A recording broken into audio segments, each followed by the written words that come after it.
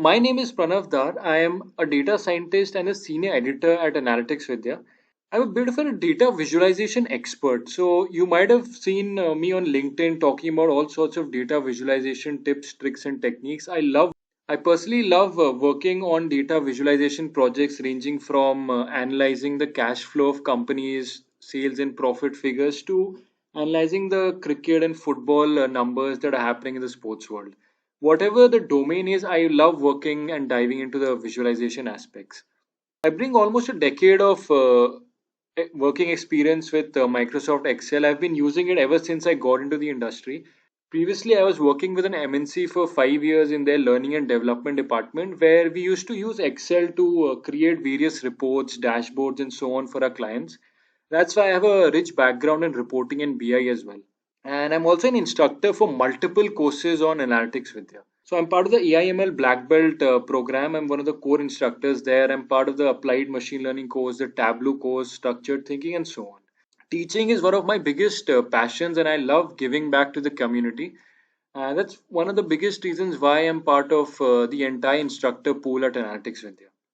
Kunal Jain is the founder and CEO of Analytics Vidya. He has a ton of experience in data science and analytics, 12 plus years. He's worked across various geographies and domains, and he's led data science and analytics teams and projects in big companies like Capital One and Aviva Insurance.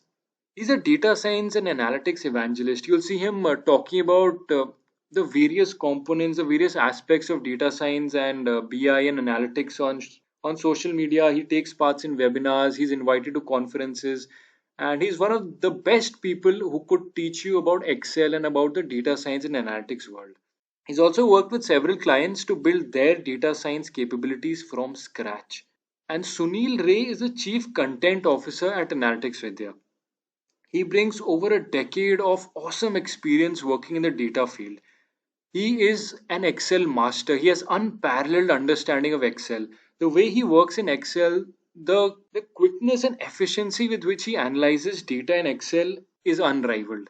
He's worked for several insurance companies in his career, so he has a very good hold on number crunching, data wrangling, and his ability to break down complex topics into easy to understand concepts is a very helpful thing. As you'll see throughout this course, and his ability to break down complex topics into easy to understand concepts is something you love working with in the course.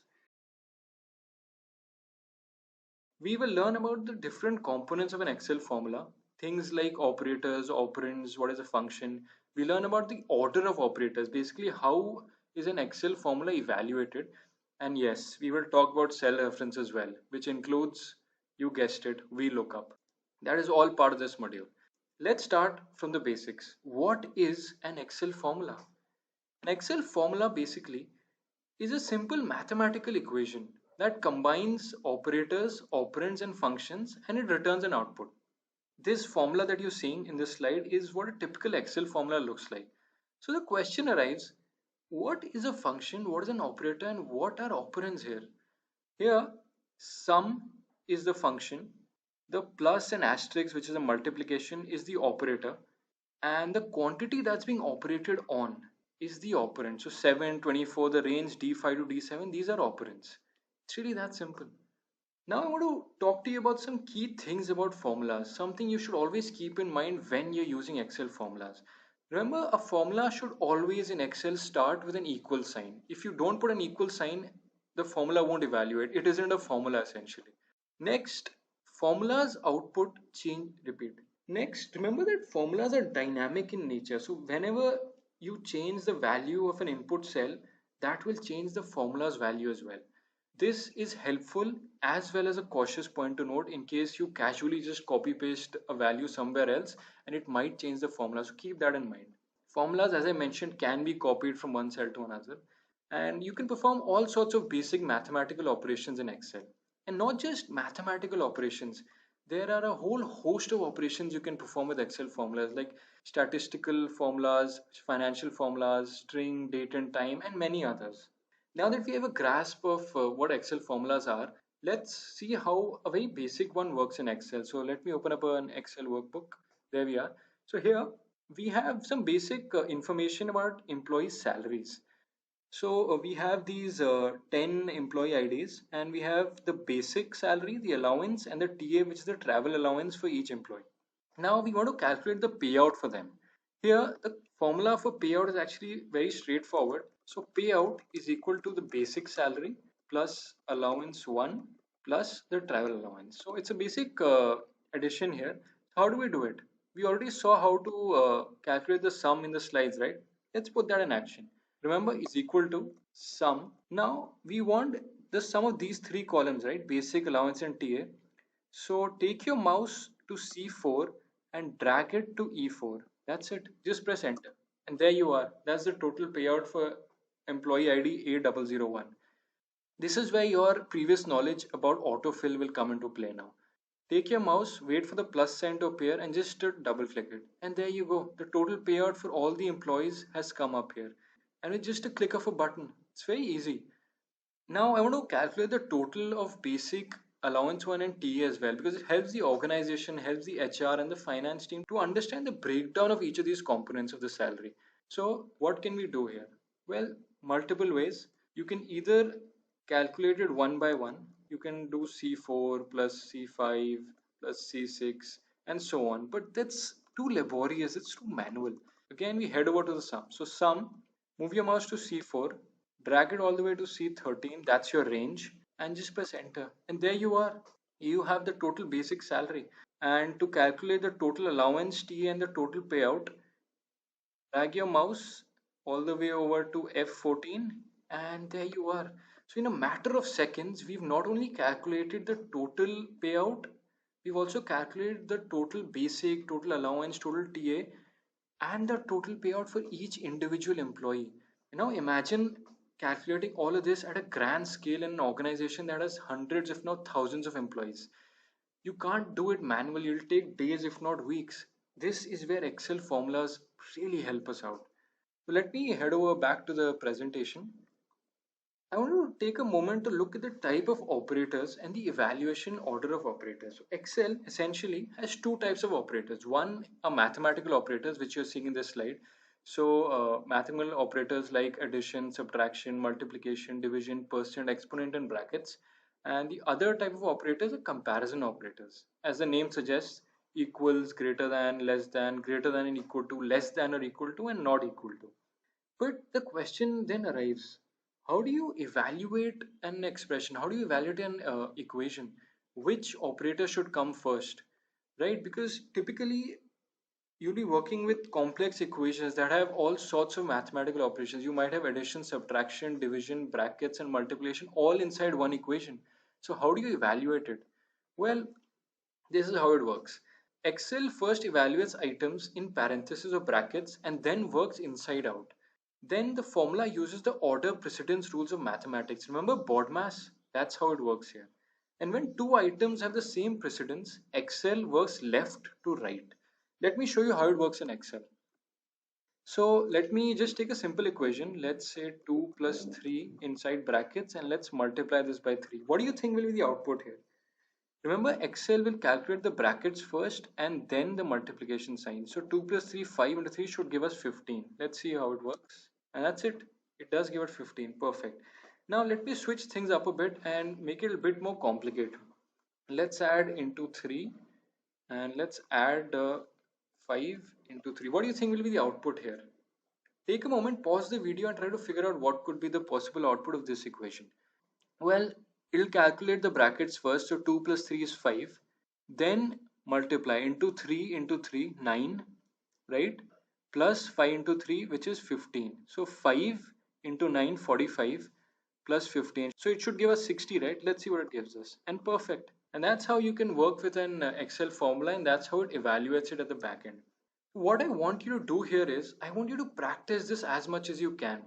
Honestly, you'll get the hang of Excel formulas the more you practice. So go ahead, experiment with this, use as many operators as you can, try to make it as complex as you can, and that is how you'll understand how to evaluate these formulas. Here, I'm going to talk about cell referencing techniques, a concept you'll be using a lot in Excel. So what is a cell reference? A cell reference means the cell to which another cell refers in Excel. So there are, broadly speaking, three types of cell references. The first one, probably the most common one, is a relative cell reference. This is when we copy a formula, the row and column index of the reference cell changes. As you can see in this particular slide, as the formula is being copied downwards, E2 becomes E3 and becomes A4 and so on. That's a relative cell reference.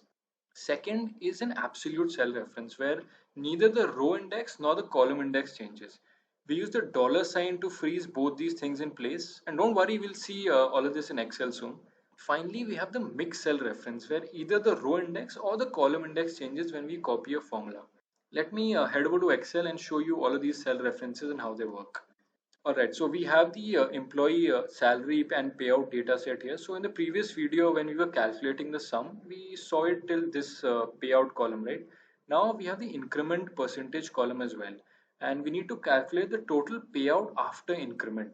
So we need to calculate from H5. So the formula to do this is, and you can copy along with me as I do this, is equal to the payout, which is F5, plus again F5 into G5, which is the percent increment. So payout plus payout into percent increment and press enter. Alright, now you can either press Ctrl C or simply drag this down to the last row. And as you can see, what's the formula bar as I go downwards? F5 and G5 will become F6 and G6, F7, G7 and so on. This is a relative cell reference. Relative because the cell address is changing with the position, right? F7 becomes F8, becomes F9 and so on. But here a note of caution. If you copy and paste this formula into a different cell, let's copy it to L7, see what happens. It becomes 0. Why? Because what's the formula? It's taken J7, which has absolutely no values, and K7 again, no values here. And this is because it's a relative cell reference. The position has changed with relative to the formula that you've copied. So keep this in mind. To avoid this situation is where we use absolute cell reference. Right now, we need to calculate the bonus for each employee in the company. When the company has announced a bonus of 10% that has to be given to each employee. To calculate this, put the formula H5 into E2 and press enter. Alright, so bonus for employee ID 8001 is 844. Let's see what happens if I just drag this down to the last row. Employee number 2 has no bonus at all, and there's an error for the third employee and then absurd values after that point. What do you think went wrong here? Well, right now Excel took this as a relative cell reference. So it's taken E3, which has no value. E4, which is the column name, it's a string data type. So obviously you can't use that in an Excel formula. And after that, it's taking the travel allowance E5, E6, E7, and so on. This is not how to calculate the bonus. We only need E2 to be frozen in place, right? So this is where absolute cell referencing comes into play. So use the dollar sign, freeze all the columns and indexes in their place, and just drag this down. Again, didn't quite happen. What do you think I went wrong here? Well, you don't need to freeze H5 in place, right? Because payout has to change. Only E2 has to remain the same. So just remove this, press enter, and again drag this down, and perfect. And as you'll see as I scroll down, was the formula bar. The payout after increment column keeps increasing relative to the H column, and E2 is frozen in place. And that's how you use absolute cell referencing. Finally, whenever you only need to freeze either the row or the column index and keep the other one relative, you use mixed cell reference. So let me name this total, and let's say the company is giving a fixed bonus of 1,000 rupees to each employee. So here, all you need to do is, since we're only using the H column, you can freeze the column, not the row. That's a mixed cell reference. Plus, let's say I only want the bonus, right? It's only the H column, so we'll let H remain as it is, and we'll freeze the row here since H2 is the only one we are referencing, and just drag this down. And there you are. Was the formula bar again as I scroll down, and you'll see the column is frozen, the row is not, right? That's a mixed cell reference. So go ahead and practice this as much as you can in your own machines, because cell referencing is something you'll be using a lot when you're working in data analysis in Excel in industry projects. So the more you practice, the more you'll learn. In the next video, we'll take a quick look at the pay special function in Excel, which, as you can imagine, relies on the formula aspect that we have discussed in this module. In this video, we'll discuss one of the most frequently used features of Excel called pay special. This pay special command is in almost all Microsoft Office applications, but Excel users probably use it the most. We can access this paste special command after copying cells. Basically, we use it to copy and paste cells, right? But it's a little bit more nuanced than that, and we'll see that in this video. So how do we access paste special? Well, there are multiple ways to do this. So just copy any cell, let's say A3, and you'll see this paste command has suddenly come alive. Click on this drop down menu and you'll see different options to paste your cell content. Who ever thought there'd be so many options to just paste a cell content? It's amazing. Another way to bring this up, and which I personally use, is through keyboard shortcuts. So just press Alt, E and S on your keyboard and you'll have the paste special menu right in front of you. As the name suggests, paste special is used to paste a value with various available options. Like, do you want to paste the formula? Do you just want to paste the value? Do you want to copy the format, validation, comments, notes? Do you want to also copy the column width along with the cell contents? We can also perform mathematical operations using paste special like addition, subtraction, multiplication, division. And the most important feature, most crucial feature, which I've seen a lot of people don't know about this, is that you can transpose the copied values from rows and paste it to columns and vice versa using paste special. Let's do all of this and see how it works. All right. So in the total payout column, which is basically our column H, we have a formula, as you can see in this formula bar, to calculate the total payout, which is G2 into F2, basically pay per hours into number of hours. What I want you to do is first copy the total payout, right? So let me just copy H2 for now. Press Ctrl C on your keyboard and let's just go to, let's say, O3. And how do you paste special? Remember, Alt, E and S. Right now, I just want to copy the value. So just click on value, press OK. And as you can see, 656 is copied here. Now you might be wondering why paste special? Why can't you just copy paste it like a normal command? Let me show you why. Just copy this and if you paste it here, just press Ctrl V, you'll see it's 0. That's because remember relative cell referencing we saw in the previous video? That's exactly what's happening here. So remove this and again Ctrl C, go here, press Alt ES, click values and click OK and there you go. If you want to paste the same format as well, again keep copying it, Alt ES, and you can just select format and click on OK and it will copy the same format that's available in cell H2. Similarly, if you want to copy the column width, so whatever is the width of column H, and I want to see that in column O, again Control C, go here, Alt ES, select column width this time and click on OK and you'll see the column width of column O has increased to reflect the same one as column H. Similarly, you can try out all the other options that are available under Paste Special and figure out how it works. Next, I want to show you how to perform mathematical operations with Paste Special. So in J3, let's put a value, let's say 2. In the next cell, let's put 4. Now, copy 2 here, go to J4, press Alt ES on your keyboard, bring this up, and let's click on Add. Let's see what happens. Okay. As you can see, in J4, the values increased to 6. What has happened here is by using paste special, we've added the value of J3, which was 2, to the value here, which was 4, and which brings up 6.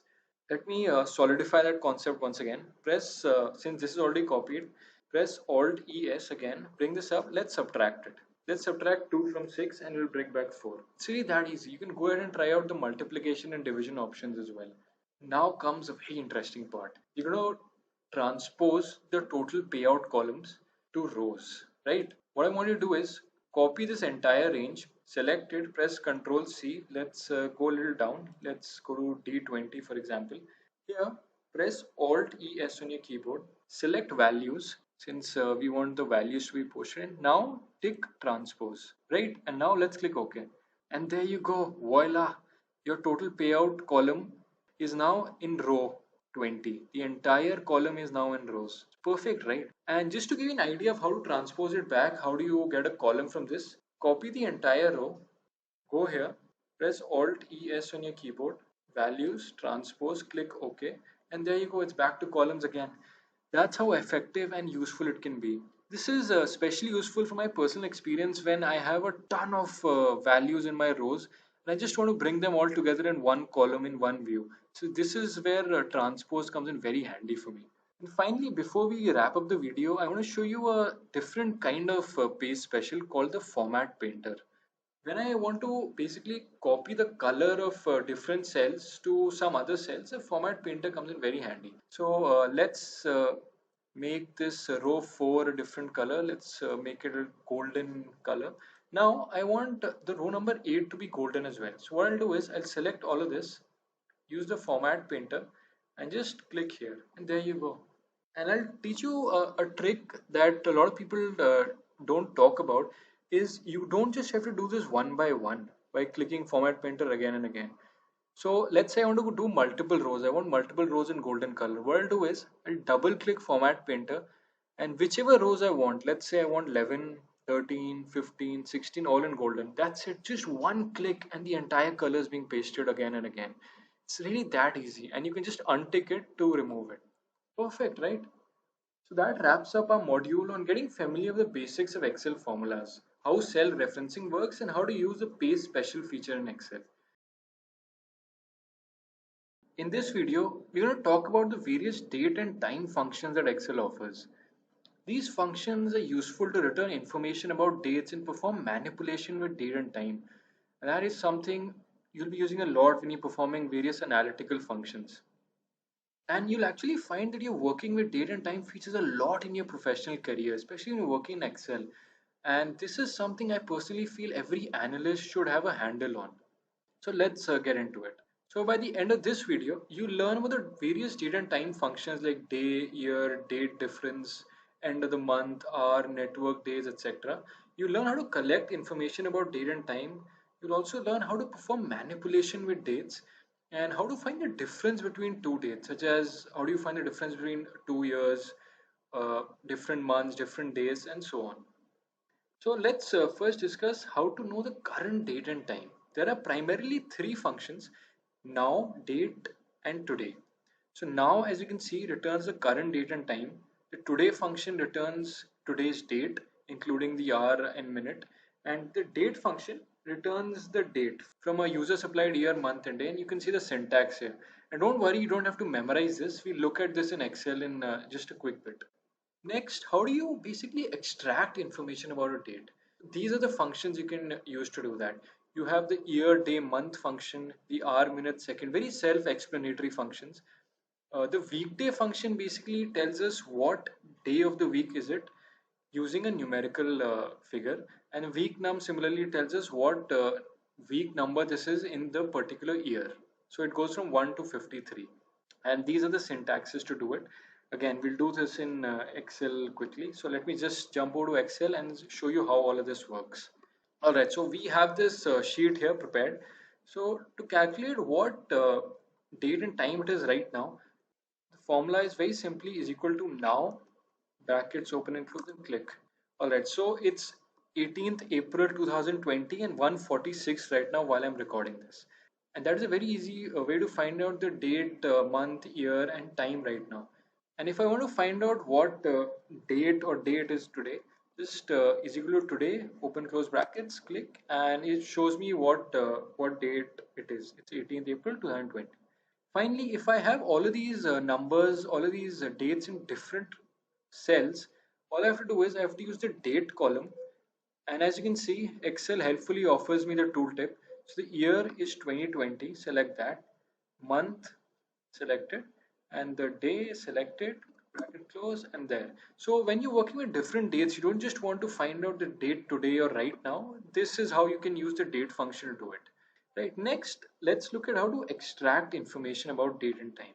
All right, so I've already inputted the today date here. So let's extract information from it. So how do you figure out the year? Is equal to year. Very simple. Select the cell, press enter. It's 2020. Month, again, open, select the cell. press enter, there you go. And I'm sure you're getting the hang of this already. Day, select the cell, enter, it's the 18th. R, select the cell, and we have a issue here because I did not close out the formula. Click R, select the day. Now, interestingly, it's showing me 0 here. Well, that's not quite true. It's not midnight while I'm recording this. That's because the formula we've entered is today. Today does not record the minute by minute. It just gives us the date. So if I use now here, let's see what happens. And as you can see, the R has been updated accordingly. And to calculate the minute, just use the minute command, select it, press enter. It's the 48th minute. Right now it's 1:48. To calculate the second, again, second, select the date, press enter. To calculate the week number, so go for week num, select this. So this basically tells me what week of the year. This is the 16th week in the year 2020 right now. And the weekday similarly tells me what number day this is right now in this particular week. So Excel calculates the start of the week from Sunday, and I'm recording this on a Saturday. That's why you have 7 here. Now let's apply some of these key functions in an actual data set. So here we have some information about an employee, like his or her date of joining, what time a particular sale was made, the number of hours people, and so on. So here I want to extract the number of the week, which day of the week is this, and the year. So I'm going to use the DOJ, date of joining column, to get all of this information. So to calculate the number of the week, remember the formula? It's week num, that's right. Week num, select this, close it out and press enter. So this is the 24th week of the year 2012 when Anil Kumar joined. And you can just copy this down and you'll get the number of the week for all the other employees in this data set. Next, which day of the week is this? Basically, which day did the employee join in that week? Again, weekday, select the appropriate cell, press enter, and you have the day of the week. And just copy it, paste it. And as you can see, we now have the information about the week of the joining of each employee. You might be wondering, why is this required? I mean, why would I even need the day of the week or the number of the week? Well, think about it from an HR's point of view. They are heavily involved in things like recruitment, onboarding, and so on. And they want to understand the different underlying patterns. So the day of the week will tell them, okay, we employed or we onboarded or we recruited these many people on this day of the week. So what does that tell me? Are we doing this right? What day of the week is getting overloaded? Can I basically segregate this across the other days of the week, and so on? So this is very helpful for different departments. So you need to understand wherever, whichever organization you're working in, whichever department you're working in, these kind of things you need to think from a business perspective. Finally, to get the year, we've already seen this, very simple year, select the date, and there you are. The date of joining, the year of the joining is there, copy paste it, and we have it. Perfect. Let me head back to our PowerPoint presentation. And now I'm going to show you how do you manipulate dates? How do you basically find out different things, different information from the dates that you have? So there are three functions primarily that help me do this. Slightly more advanced aspect of the date time function. So we have EO month, which is the end of the month. It basically returns the last date of the month shifted by the given number of months in both the forward and the backward direction. Don't worry if that sounds like a mouthful. I'll show you how it works in Excel and you'll get a better understanding. Another function is the date diff function. It basically returns the difference between two dates, the number of days, months, or years, whatever you want. And finally, we have network days, which returns the number of network days, which are business days between two supply dates. Let me head back to Excel and show you all of these, how all of these functions work. So let's open up our manipulation sheet. All right. So here we have the advisor code. We have the license issue date for the advisors and the license expiry date. Now what I want to do is I want to send, let's say, an email to the advisor letting them know at the end of the month that the license has expired or is expiring in that particular month, right? So we'll use the EO month function to do that. So let's see it in action. It's EO month. Our start underscore date will of course be the license expiry date. And since we want to send the letter at the end of that particular month, we'll put 0 here and press enter. And as you can see, we get the last date of that month. If I wanted to get the last date of the following month, all I have to do is replace 0 with 1, press enter, and as you can see, I have the last date for the following month. In case I want to send a letter or an email in the preceding month, then just replace 1 with -1, press enter, and there you go. And that's how you can play around with the EO month function. Drag this down or copy it to the cells remaining, and there you go. So you have the EO month for all the advisors in your system. Next, I want to figure out the vintage in years for each advisor. So how do we do that? This is where we'll use the date diff function. So you can follow after me. Date diff the license issue date. Let's say we want the date difference from today itself. Let me remove the inverted commas, right? And we want it in years, right? So put y in inverted commas and hit around of okay. There you are. So the vintage in years for advisor A001 is 7. And again, you can just drag this down or copy it down. And there you go. So that's how you can use the date diff function to figure out the vintage in years. If you wanted vintage not in years but in months, all you have to do is replace y with m and you'll get the vintage or the date difference in months. If you want it in days, you can just replace m with d and that's how you can do it. I'll just revert to y again since that was the ask for us. Not just that, it gives me the business days. So by default, network days, the function network days, which I'll just bring up for you here, removes the weekends when it calculates the difference between two dates. So start date is 1st August. Let's say the end date is 30th September and just close it out for now. There you go. As you can see, it should have been 60-61 days. That's the difference. But network days has removed the weekends and it shows me that 43 working days or business days are available between these two dates. And if you have a list of holidays like I have here, you can include that in networking days as well. Do this, just go to the formula bar, comma, select the range of the holidays and press enter. And there you go. You have 40 business days in between 1st August and 30th September. Why is this useful? Think about it from business's point of view.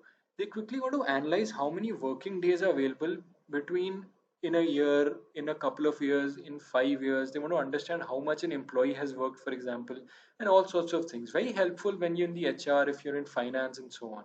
All right, so this was a very solid introduction and a broad overview of the various date and time functions that you have at your fingertips in Excel. Go ahead, experiment with it, play around with it, and practice it. In this and the next few videos, we're going to talk about the various text functions that Excel offers.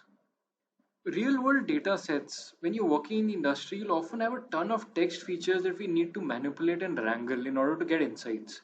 As an analyst, you need to understand how Excel can help you quickly navigate and pass these text functions so you can go ahead with your analysis part. Think of features such as gender, region, city, state, name, product name, and so on. All of these are typically text features, and Excel helps us deal with them using the text functions that we'll soon see.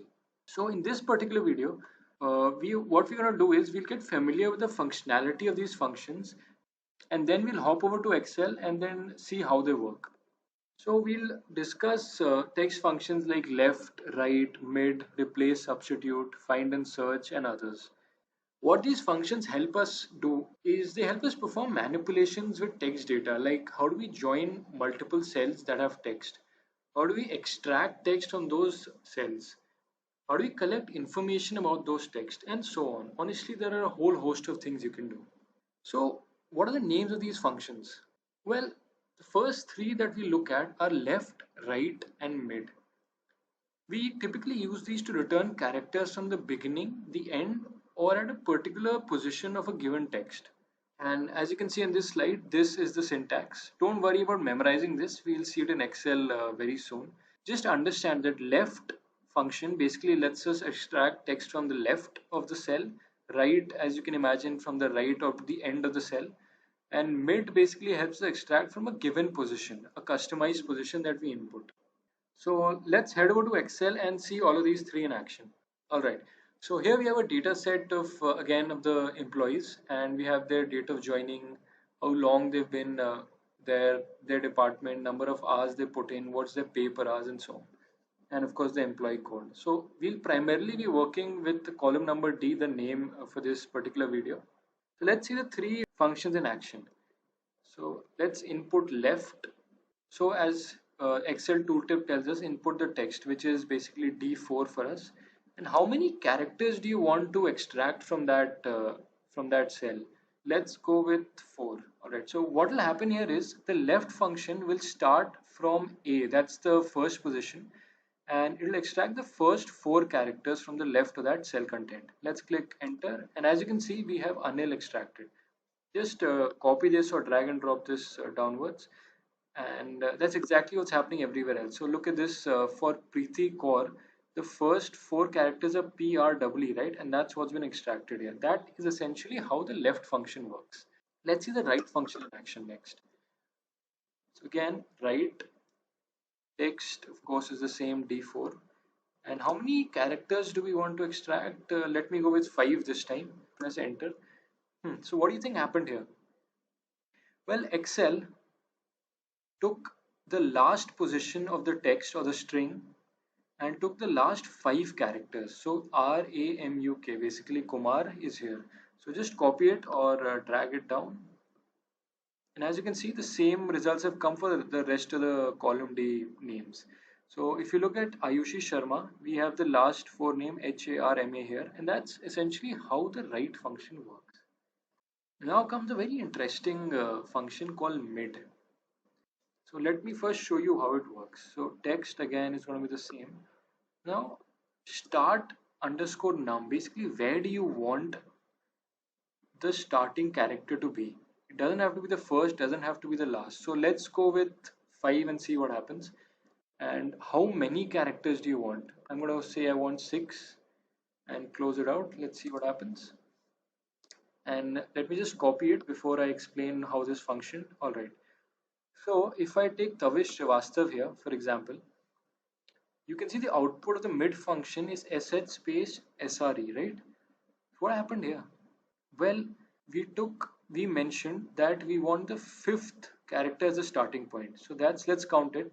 1, 2, 3, 4, 5. So S is the first character where you'll start from. And we want 6 characters starting from that point, right? So sh space sri. And that's exactly what the output is. That is essentially how the mid function works. Now, here's the interesting part about the mid function. It can also work like the left and the right function. How? Let me show an example in the same case. So if I wanted to function as a left function, I will just input the start underscore num as 1, and the number of characters I'll just, let's say, 6. Press enter, and you can see the first 6 characters of Tavish Srivastav have shown up here. That's basically how the left function works, right? And to make it function as a right function, this can get a little tricky, so just pay attention when I'm doing this. We'll let the cell number remain the same, D10.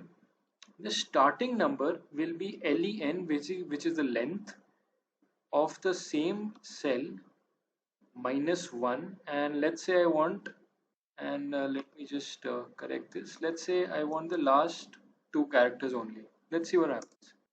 And as you can see, it gave us the last 2 characters of the cell D10, which is Tavish Srivastava. We just have VA right at the end here. What is LEN? LEN is basically the length. Length tells us the number of characters in that particular string, right? We'll talk about length just in a little bit in this video, but just for your information, this is how you can use the mid function to work as the right function as well. Go ahead, try it out on your own machine. Play around with the length, play around with the number of characters you want to extract. All right, let me head back to the slide. Yeah. Then we have the len and the concatenate functions. Len, as I just mentioned, returns the number of characters of a string, and concatenate essentially joins multiple strings or text in one string. Very useful, as we'll see. Let me head back to Excel and showcase how this works. So let's head to M4. All right, let's first see the length in action. So len, I want the length of the entire name. As it says, it gives me 10. Let me just copy this and drag it down. All right. So for example, Let's take Ankit Khanna. It says 12, but if you calculate the letters, those are 11. Why 12 length?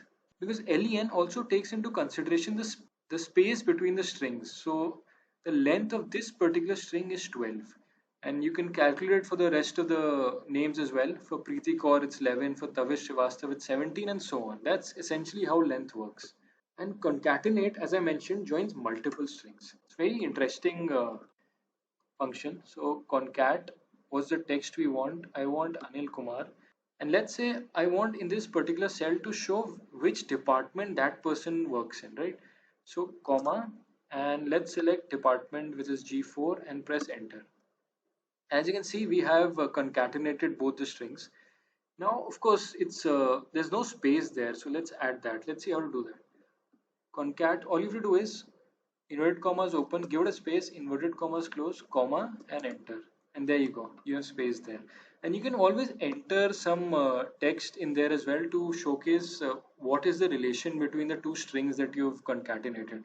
So let's say Anil Kumar works in, give it a space, admin. So as you can see, Anil Kumar works in admin, and copy paste this.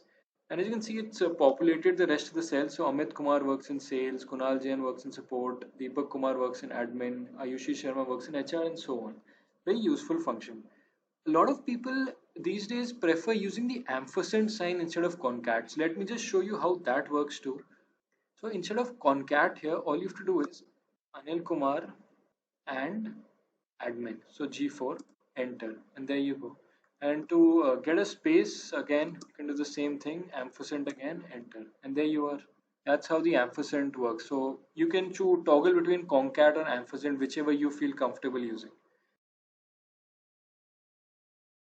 Now we will discuss functions that help us to find the starting position of a search string inside a string. By default, these functions search the string from the first position, but we can honestly search it from a specified position as well, although this is an optional argument of that function. Here's a look at the syntax of the find and search functions that we'll just be seeing in Excel. Again, no need to memorize them, we'll see them in action in Excel. Just know that these are the two functions we typically use to find and search for a particular string or a part of a string inside a given text. One thing to keep in mind, find is case sensitive whereas search is not, and you'll see that major difference popping up in Excel in a bit. So let's head over to our Excel sheet. Alright, so here we have the candidate ID, the name of the candidate, and what skills that candidate possesses. So each candidate has a particular set of skills which is listed in this column.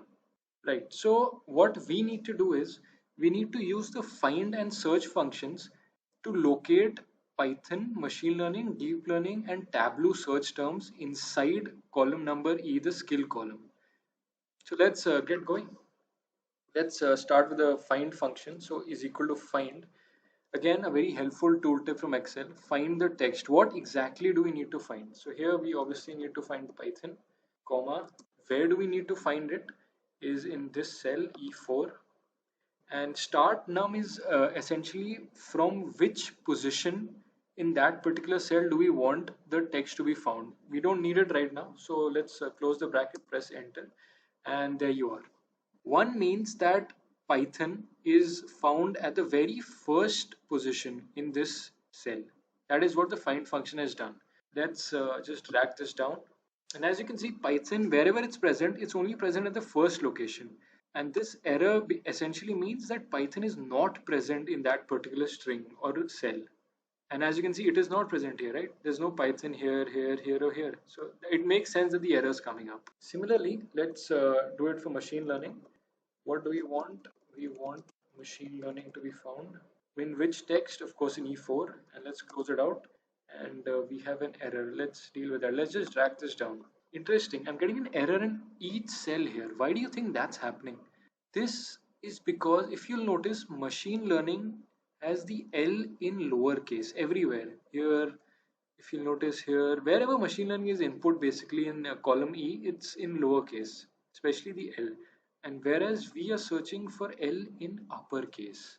And as I mentioned when we were looking at the slides, find is case sensitive. That's why you're getting an error everywhere. This is where our search function comes in handy. Let me show you how. So let's use the search function. What text do we want? We want deep learning. And here again, I'm capitalizing L, even though L is in lowercase everywhere in our data set. Deep learning, where do we want it? Of course, in E4. Let's close it, enter.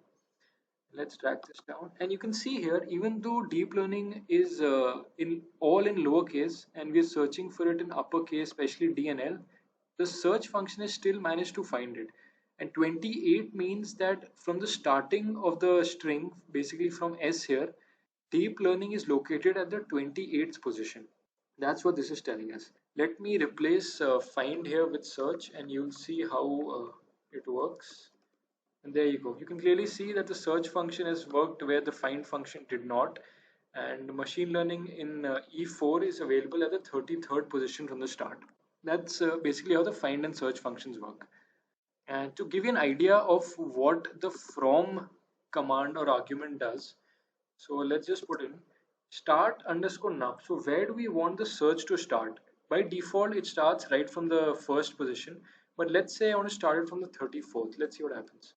There are two brackets. Let's close one. There we go. So there's an error. And if I turn this into 33, you'll see that it is able to locate it. So that is what the final argument, the from or start underscore num does in the find and search functions. All right, and let's search for Tableau as well. So what do you want? We want Tableau. Again, we want it here. And just to show you how it works, let me say it available from the 37th position, for example. It's still available, not an issue. And when we populate all of the other cells, you'll see that Tableau is available here, but because we wanted to search from the 37th position, it's not available beyond that. That's why it's giving us an error, right? If I remove this, you'll see that Tableau will be found at the 34th position. So that it gives you an idea of how the find and search functions work. All right, let me head back to the presentation again and show you a few other functions that work with text data. Very simple functions these, the upper, lower and proper functions that, as you might have intuitively guessed, convert the text into uppercase, lowercase and proper case. In proper case, the first character of each word becomes capital. Let me head back to our Excel sheet and show you how all these three work. Okay, let's say D19. Let me pick up any cell. Let's say Amit Kumar. So that's D5, right? So input upper D5, press enter. And as you can see, this string or text is now in all uppercase. Let's convert it entirely into lowercase. Lower, let's just select this cell itself. And there you are. And finally, let's convert this into proper case. Select the lowercase one, press enter. And as you can see, the first letter of each word is now capital. That's what a proper case is.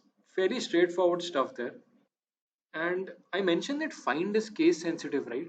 You can imagine how these upper, lower, and proper case functions can help us when we are working with the find function. So here we're going to focus on the replace and substitute functions in Excel and how they help us work with text data. So replace and substitute functions, as you might have guessed from the name itself, are used to replace a certain part of a string with a new string. So if you look at the syntax of replace that I've shown here, it is used to identify an old string. It is used to identify an old string based on the position and the number of characters, and we replace it with a new string, whatever we want. Whereas in the substitute function, we replace an old string with a new string. And we also have the option of using an instance. Don't worry if this looks like a handful. We'll cover this in Excel in just a bit. Couple of things I want you to keep in mind is that the replace function allows us to swap one or several characters in a text with another character or set of characters, whereas the substitute function replaces one or more instances of a given character or text string with a specified character. Substitute also asks for which occurrence we want to replace, and just keep this in mind, it is case sensitive.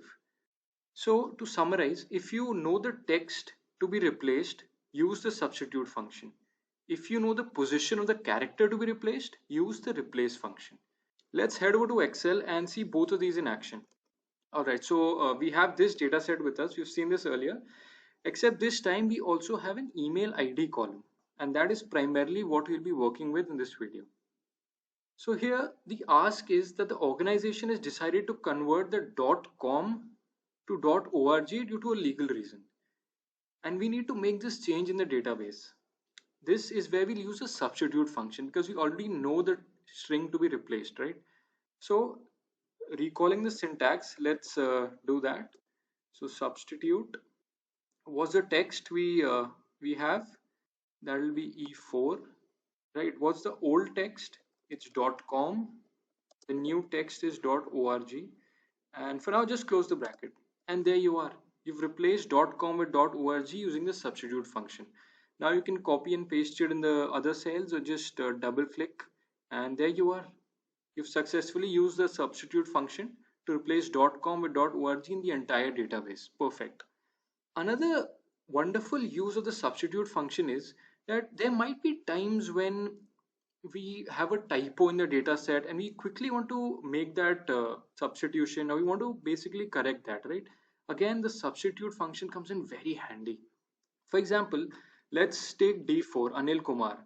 Now, this person's actual name, for example, was Anil Sharma, but due to a typo when we were entering the name or when the name was entered, it was Anil Kumar. We want to replace Kumar with Sharma. So how do we do that? Very simple. Substitute. We want to replace this. The old name was Kumar. The new surname is Sharma. Close it out, and there you are. You have the new name. Perfect. All right, let me show you a very powerful example of the substitute function again. Let's say in our data set, we have the name Sunil Kumar Verma. So here there's a typo. The second instance of Verma was supposed to be Kumar. How do we make the replacement? Again, the substitute function is our friend here. The text, of course, is this. The old text is Verma. The new text is Kumar.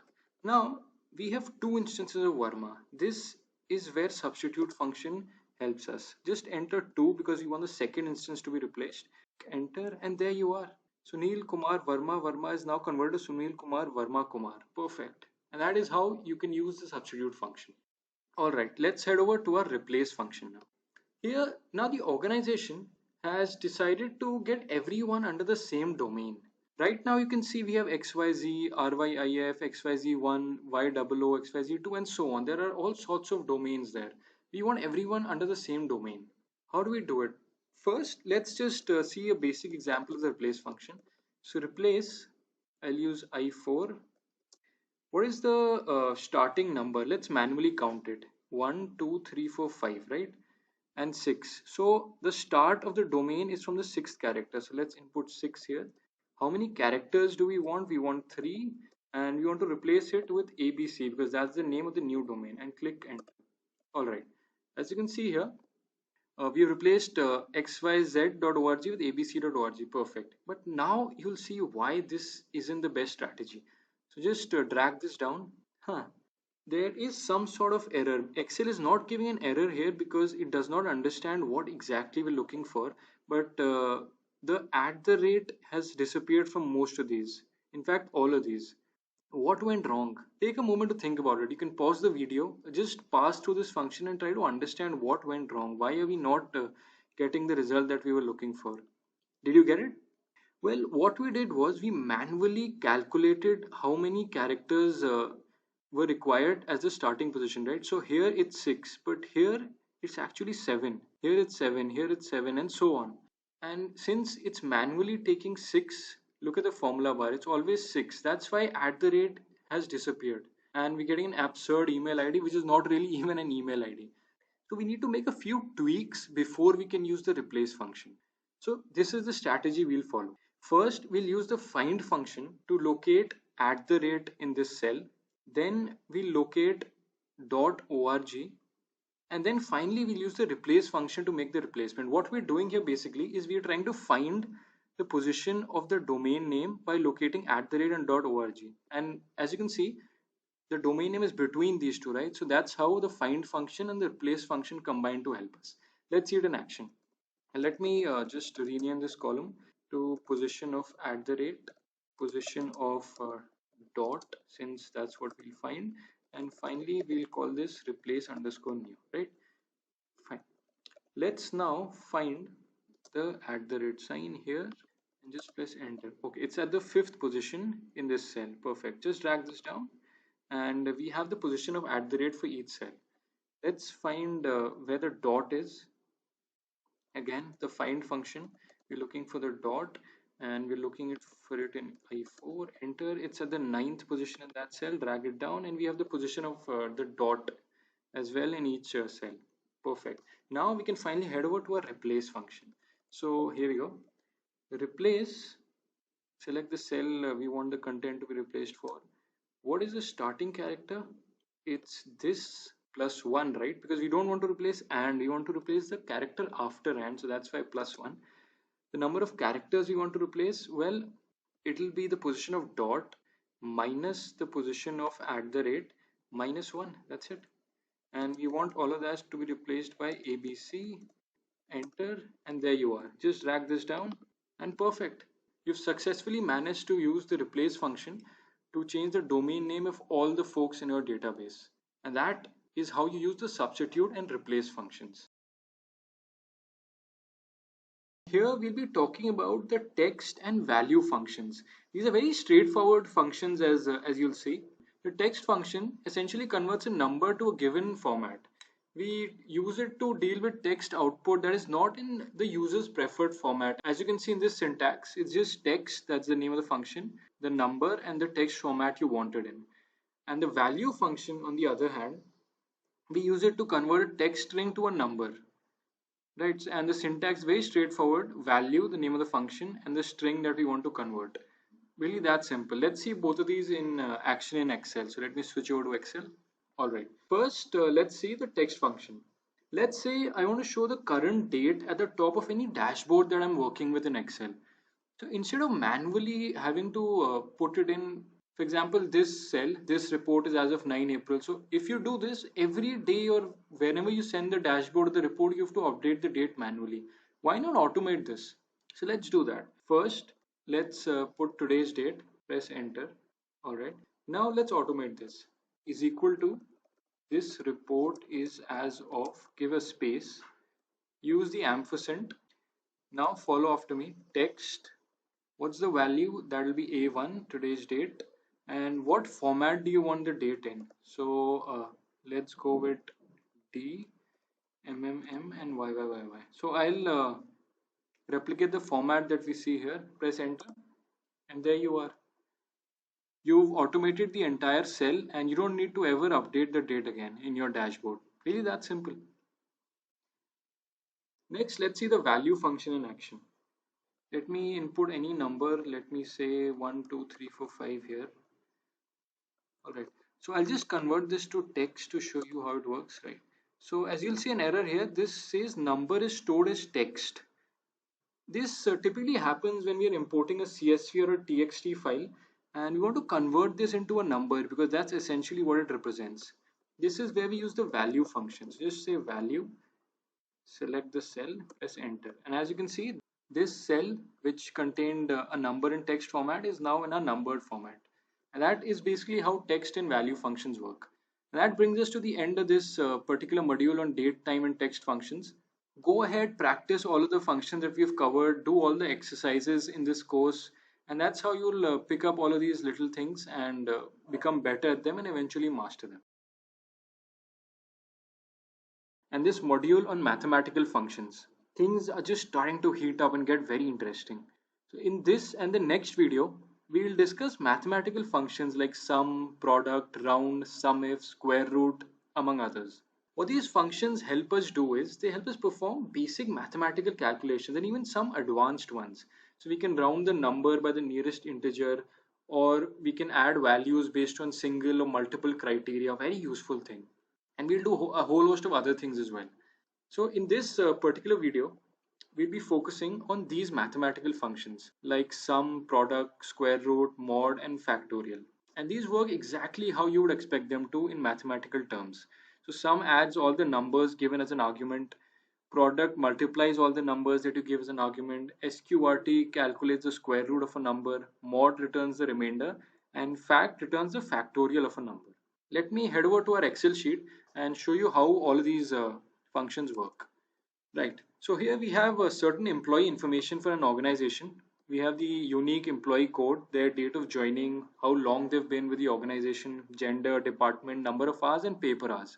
What we need to do is we need to calculate the total payout for each employee. So the formula to calculate the total payout is, and let me just list this down here, is the pay per hours into the number of hours they've worked. Right, so that's basically column I and column H. And we can use the product function to do this. So type after me as I do this, product, the paper hours, which is I4 into number of hours H4, press enter, and there you have the total payout for employee code A001. And you can just copy paste this for the remaining cells or just drag this down. And there we are. We have the total payout for each employee in the organization. You can of course also use the asterisk sign to calculate this to multiply I4 and H4. So let me show you how to do that. I4 into H4, press enter, and there we are. So why use product then if we can simply use the asterisk sign? Well, this is because you can use asterisks when you have a limited number of columns to find the multiplication for. But when you're working on an industry project, a real world project, there are chances when you have multiple columns where you have to calculate the product for. So you can't manually input each cell number, right? That's where the product function comes in handy. Now, the next task is to calculate the total payout for the organization. And we've seen this function before called sum. All you have to do is type sum, select the entire range and press enter, and there we are. We have the entire sum for the organization, which is 7417.29. Alright, let's see the other mathematical functions in action. So let's see mod first is equal to mod. Let me take a number 12. Let's say the divisor is 7. So this should give me the remainder, which is 5. And that's what we get. Let me show you how to calculate the square root of a number is equal to sqrt. That was the name of the function. Let's say you want the square root for 4, which should be 2. And that's what we get here. Finally, how to calculate the factorial of a given number. So the function is fact. Let's do it for 4 again. So remember how to calculate the factorial. It's basically 4 into 3 into 2 into 1, which should give us 24. And that's what we get. So in this video, we learned about some basic mathematical functions like product, sum, square root, mod, and factorial.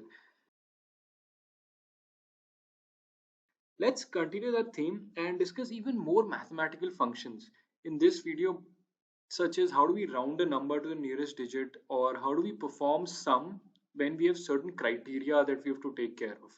So first, we're going to look at how can we round a number by given number of digits or by the nearest multiplier. And we have various functions available to do this. We have int, round, round up, round down, ceiling, and floor. These are very intuitive. Int basically rounds a number down to the nearest integer, and you can see the syntax here. Round essentially rounds a number to a specified number of decimal places. Round up and round down basically very simple. Round a number up or down according to whatever you prefer. And ceiling and floor, these are personally two of my very favorite functions. Ceiling is used to round a number upwards to the nearest multiple of a specified number, whereas floor is used to round the number downwards. Let's see all of these in action in Excel. Let me pull up our Excel sheet, and we saw this in the previous video. We'll build on that. I'm going to use the total payout column to work on all the functions that we just saw. Let's start with the integer function. So is equal to int. We'll select this cell and press enter. And as you can see, 695.25 has been rounded up to the integer 695. Right. Next, let me show you round. So round 398.75, that's the number we select. And how many digits do you want the number to round off to? Let me select 1, and there we are. So 398.75 became 398.8. Round up will essentially do the same thing that you'll see. So just select 1 again, and there we are, 387.25 rounded off to 387.3. And let me show you round down. So we'll select this, select 1, and there we are. Basically round down, what round down did is rounded off the number to the previous number. So this, if I applied round up here, it would have been 595.8. Instead it's 599.7 because I specifically mentioned to round down. And that is basically how all of this works. Now let me move on to an example of ceiling and floor. Right, what these do, as I mentioned, is ceiling is used to round a number upwards to the nearest multiplier of a specified number, right? So let me take this example. So let me say ceiling. this number and round it off to the nearest multiple of 5. So this should give me 535, and that's what we get. Just take a moment, pause the video and try to understand what happened here. Similarly, if I use this and I use the floor function, we do this rounded off to the nearest number multiple of 5, and we get 695 because we're going the other way here. Remember, 535 used 5 as the significance, so it looked for the next nearest multiple of 5, which was 535. Here it looks for the previous multiple of 5, 695, and that is how ceiling and floor work. You can think of a car parking example where you have a limited number of slots and you quickly need to understand or round off a number to understand how many slots are available, how many slots are free. You can use the floor function there to quickly get the number. Go ahead, try it out on your own machine, and you'll see how useful this function is. Right, let's move to the next interesting mathematical function. And this is something I use a lot when I'm doing data analysis in Excel. So let me head back to the PowerPoint. SumIfs. SumIfs is a very useful Excel function that we use to add numbers based on single or multiple conditions. And this is the syntax. We basically give the range of the column that we want to first perform the SumIfs on. What is the first criteria range? You input the column range here. What exactly is the criteria, which will come in inverted commas? Then if you have multiple conditions, this goes on and on until your conditions are satisfied. Let me head back to our Excel sheet and show you how this works. So I'll just unhide this. Remember how to unhide columns? Selected the multiple rows, right click on it, click on unhide, and there we are. So let me do one thing. Let me just decrease the width so you're able to see the entire column. There we are. So here we essentially have to calculate three things. You have to calculate the total payout of males of the support department and the total payout of females who are working more than 15 hours. So let's use SumIfs and answer these one by one. So SumIfs, what's the range? We want the payout, right? So that will be our first argument. What is our criteria range? We want male employees, right? So head over to the gender column, select the entire range. And what's our criteria? We want males. So put that in inverted commas, close the bracket and press enter. And there we are. We've calculated the total payout of male employees using SumIfs. Let's now use multiple conditions, so multiple criteria.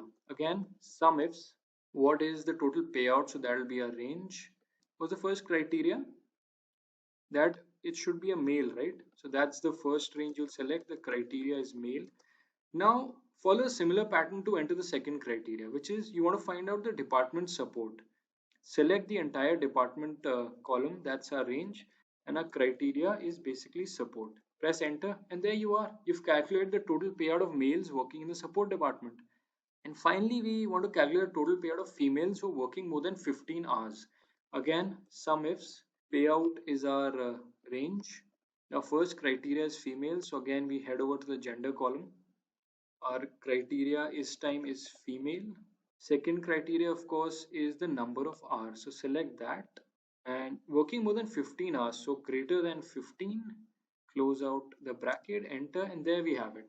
Total payout of females working more than 15 hours. So this is very useful when you're working in HR or finance, when you quickly need to understand the total payout based on certain conditions. And SumIfs helps us do that. In this module, I'm going to introduce you to the financial functions that Excel offers, a very relevant topic in the real world. So by the end of this module, here's what you will have learned. How financial functions are used to calculate information about financial products like loans, what's the return rate, savings, among other things. We learn how do you use common financial functions in Excel such as NPV, net present value, IRR, internal rate of return, FV, future value, among other things. We'll also look at examples to help you understand how do you derive monthly payment against a loan, the EMI basically, or how do you calculate the future value against equal monthly savings, how do you understand or calculate the rate of interest, and so on. There's a lot to unpack in this module, so let's get started. First, I want to talk to you about the impact of time on money. Right? Let's say in 2020 I have 1000 rupees and I offer you this 1000 rupees in 2020. And I give you a choice that I'll offer you the same amount in 2023, basically 3 years from now. what would you choose? Would you go with option one, 1,000 rupees in 2020, or 1,000 rupees 3 years later? Most of us would generally tend to go with 1,000 rupees in 2020, right? So this is what we call a present value, and this is what we call a future value. So keep these terms in mind: present value PV and future value FV. This will be very relevant when we look at a few examples later in this module, and also when we head into Excel later. So keep these in mind. Right. Now let's say that you invest 1,000 rupees in a bank. You just put 1,000 rupees in a bank and you get an interest rate of 5%. A common occurrence, right? So now, what do you think the future value will be 3 years later, given your investment of 1,000 rupees at 5%? Right. So every year I get 50 rupees back as interest using 5% rate, and this means at the end of 3 years my future value will be 1150, right? Just adding 50 50 50 to my present value. This is a classic example of simple interest. I used 1,000 rupees as my present value, and using a 5% rate of return that kept accumulating every year give me 50, which led to a future value of 1150 in 2023. Now here's the question: is that how banks work? Is that how the real world works? Not really, right? Simple interest is a good concept to know, but it doesn't really apply to most scenarios in the real world. So now what's happening is my initial present value of 1,000 at a rate of 5% will give me 50 rupees here, right? So I have 1,050 rupees at the end of the first year. Now I invest all of that in my second year, and will I get 50 rupees back? Repeat. Now I invest all of that 1,050 in my second year. So now my rate of return at 5% will give me a return of 52.5, right? Which means in the third year, I will add all of this up and invest my entire amount of 1102.5, which gives me a future value of 1157.63. This is a classic example of compound interest, right? Your money is compounding and accumulating year on year to give you a future value of what we just calculated. So if I have to put a mathematical formula to it, very simple. Future value is equal to the present value. So present value is 1,000 into 1 plus interest rate per period, which is raised to the power of number of payment periods. So if I have to use this example, I'll just plug in the values, which will be 1,000 your present value into 1 plus interest rate per period, which was 5%, and all of this is raised to the power of the number of payment period, which was 3 years, and that is how you can calculate the future value. And as you can see here, our future value aligns with what we calculated here. So this is very basic introduction to what present value and future value are, what's the interest rate per period, what is the number of payment periods. Keep these concepts in mind. Let's look at another case study, which is a little above what we saw in the previous video, but it's more geared towards a real world scenario. Right. So here we have the question of should we invest or should we not? Right. So I've used a simple cash flow statement where we have columns like year, cash inflow, which is the cash coming in, cash outflow, which as you can guess is the cash going out, and the net cash flow, which is nothing but the difference between cash inflow and cash outflow. Right. So a company has decided to initially invest 30,000. That's why you're seeing 30,000 in the cash outflow, and hence the net cash flow for the initial investment is minus 30,000. Fairly straightforward to understand, right? Now, each year the company has a cash inflow of 10,000, a cash outflow of 2,500, and hence the net cash flow each year is 7,500, right? And that follows for each year, as you can see in this table. Now I want to visualize this using a timeline so I have a better idea of how it's working, and this is how it will be. So my initial investment is 30,000 rupees, and every year, as we saw in this table, we have a net cash flow of 7,500, and you can see that's being represented here. So the question is, my initial investment of 30,000 after 5 years, what is it worth, right? So here the total return after 5 years will be 37,500. On the face of it, we can see we're making a profit on our initial investment. But is that 37,500 a good return? Because remember, this is after 5 years when the value of things changes, right? So we need to understand if this total return is worth the initial investment. Right now it looks that way, but let's see if it does. To do this, we need to understand, or we need to calculate the present value of each net cash flow at the end of each year, right? So the return at the end of year one, at the end of year two, and so on at the till the end of year five, we need to calculate the present value of each of these returns individually. Now we know from the previous video that the formula to calculate the future value is present value into 1 plus interest rate per period to the power of number of payment period, right? Here we need to calculate the present value, correct? We know the future value, right? We know the future value for each year. It's 7,500, right? So here what I'll do is to calculate the present value, simple mathematical equation. It will be future value divided by 1 plus interest rate per period raised to the power number of payment period. Fairly straightforward. Now, when we calculate the future value, we call it the interest rate per period. But when the equation changes, when it's the present value, then we call it the discount rate per period. This terminology does matter, so keep it in mind. And when we sum up all of these individual present values, then we get the net present value or NPV. NPV represents the net cash flow throughout a project's life cycle discounted today. So if your net present value is positive, it means your initial investment was good. If it's negative, then you might want to reconsider your initial investment. It might not be worth what you think it might be. Let's head over to Excel and see how to calculate the net present value there. Right. So here we have the same cash flow statement that we saw in the slides. So we have the year, the cash inflow, outflow, and the net cash flow, and we have a discount rate of 10%. So we need to calculate the present value of our net flows for each year, and then we will calculate the net present value based on that. Right. So let's remember the formula. Let me head back to our presentation and show you the formula. Right. So the formula is future value divided by 1 plus discount rate per period to the power of number of payment period, right? Keep this in mind and let's do it here. So this will be E6 divided by power 1 plus my discount rate. Let's keep this as an absolute cell reference because you want to freeze it. And this will be your year, close the bracket, press enter. Right, I have missed a bracket here. Let me get that in, press enter. Right. So your present value of your net cash flow for the first year is 6818. Just drag this down or copy the cells down.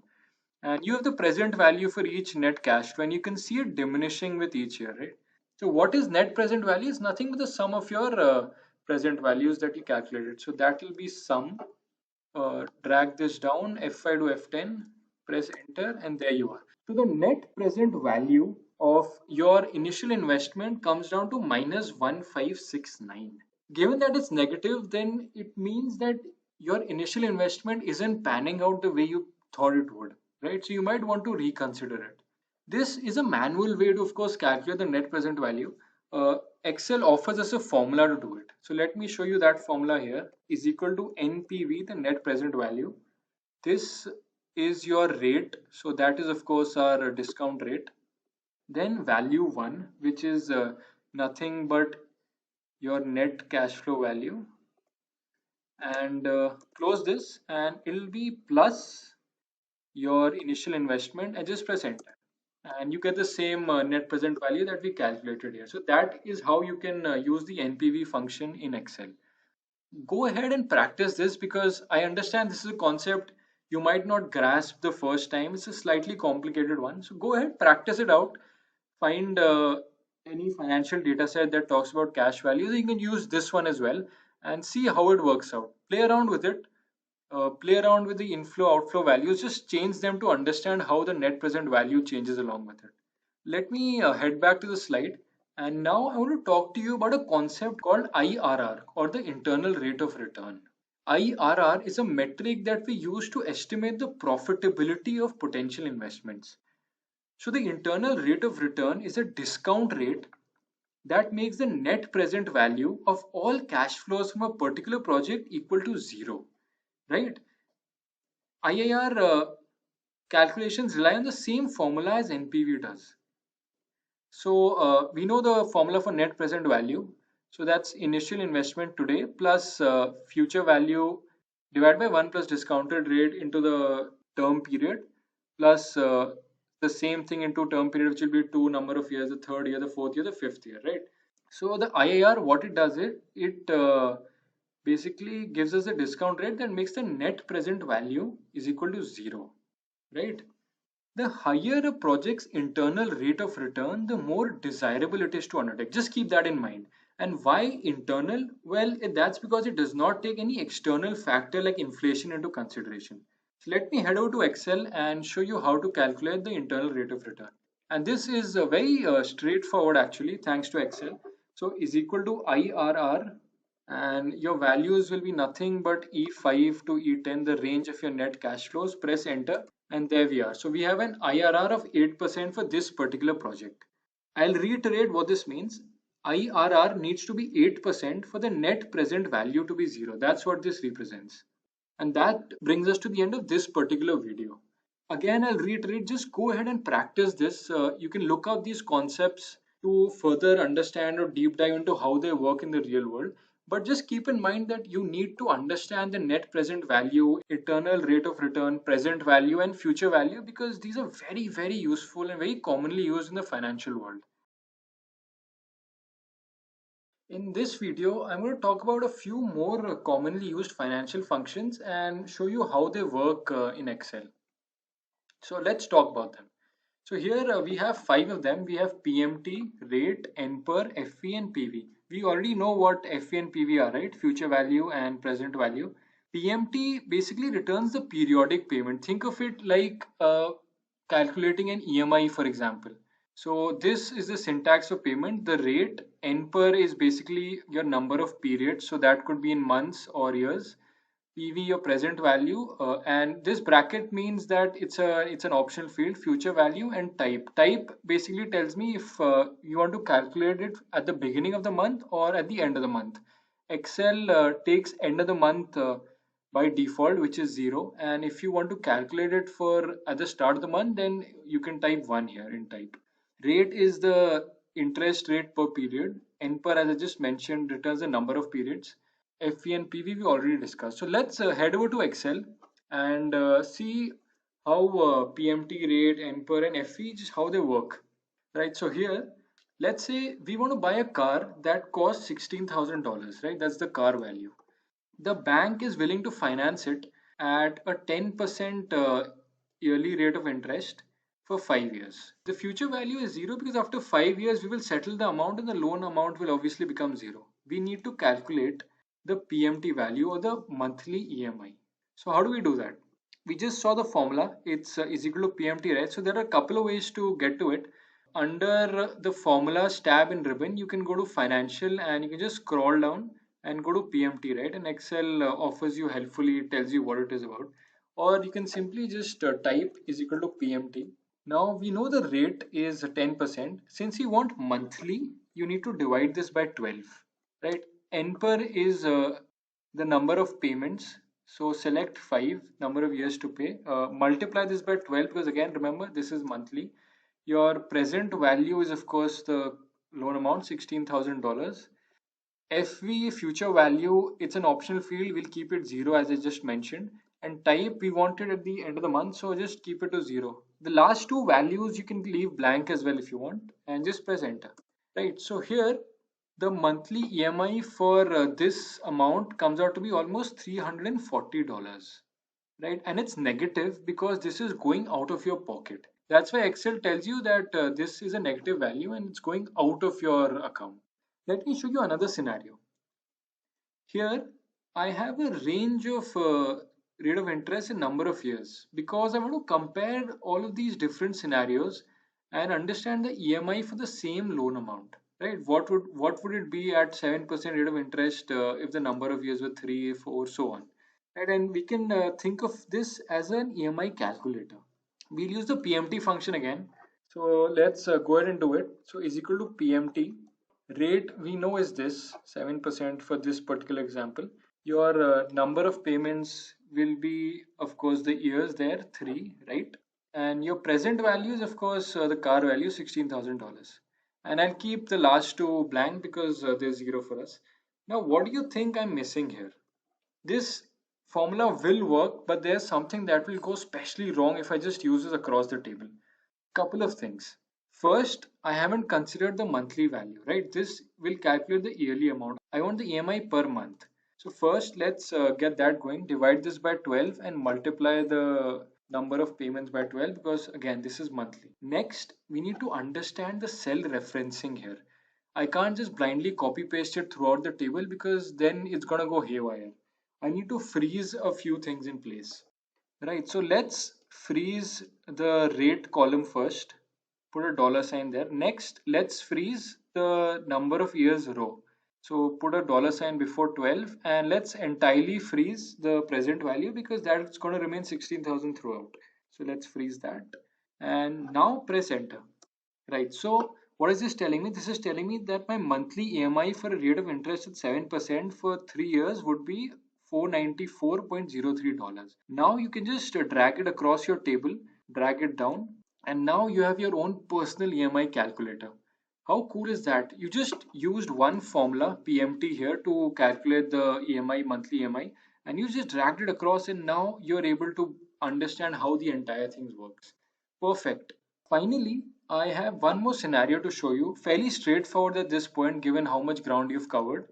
Here I have a monthly saving plan of 6,000 rupees for 10 years and it has an interest rate of 10%, right?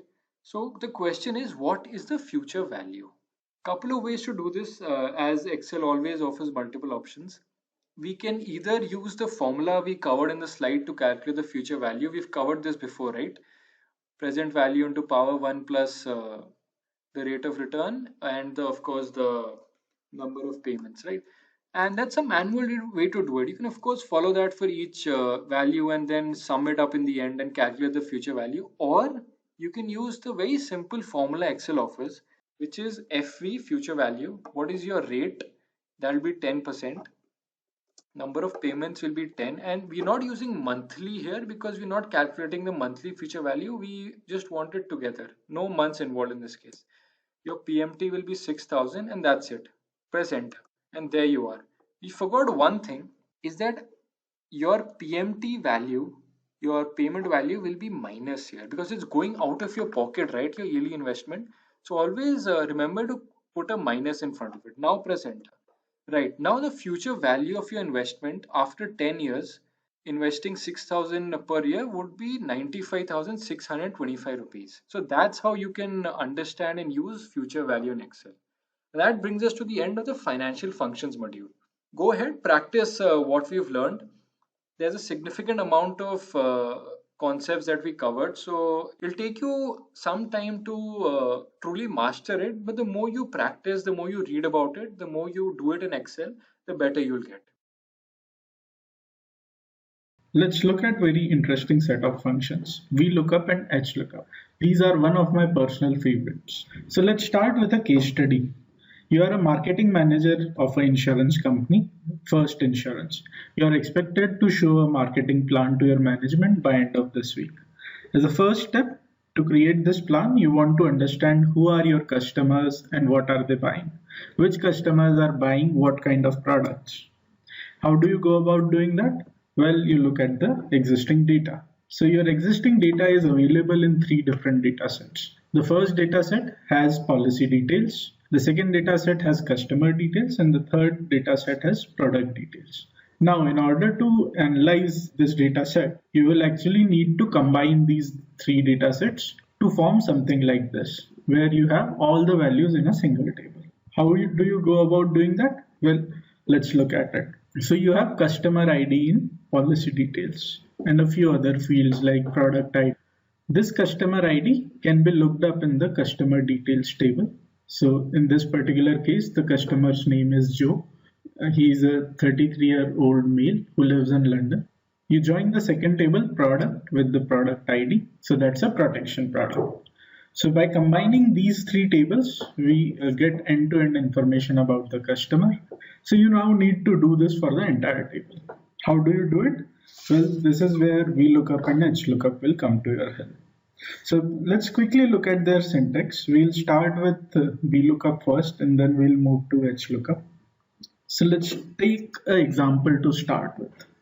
So let's say you have table A, which has several values, and one of the values is called as ID, and let's say this is your customer ID. Then you have a table, let's call it table B, which has details about this ID which was there in table 1.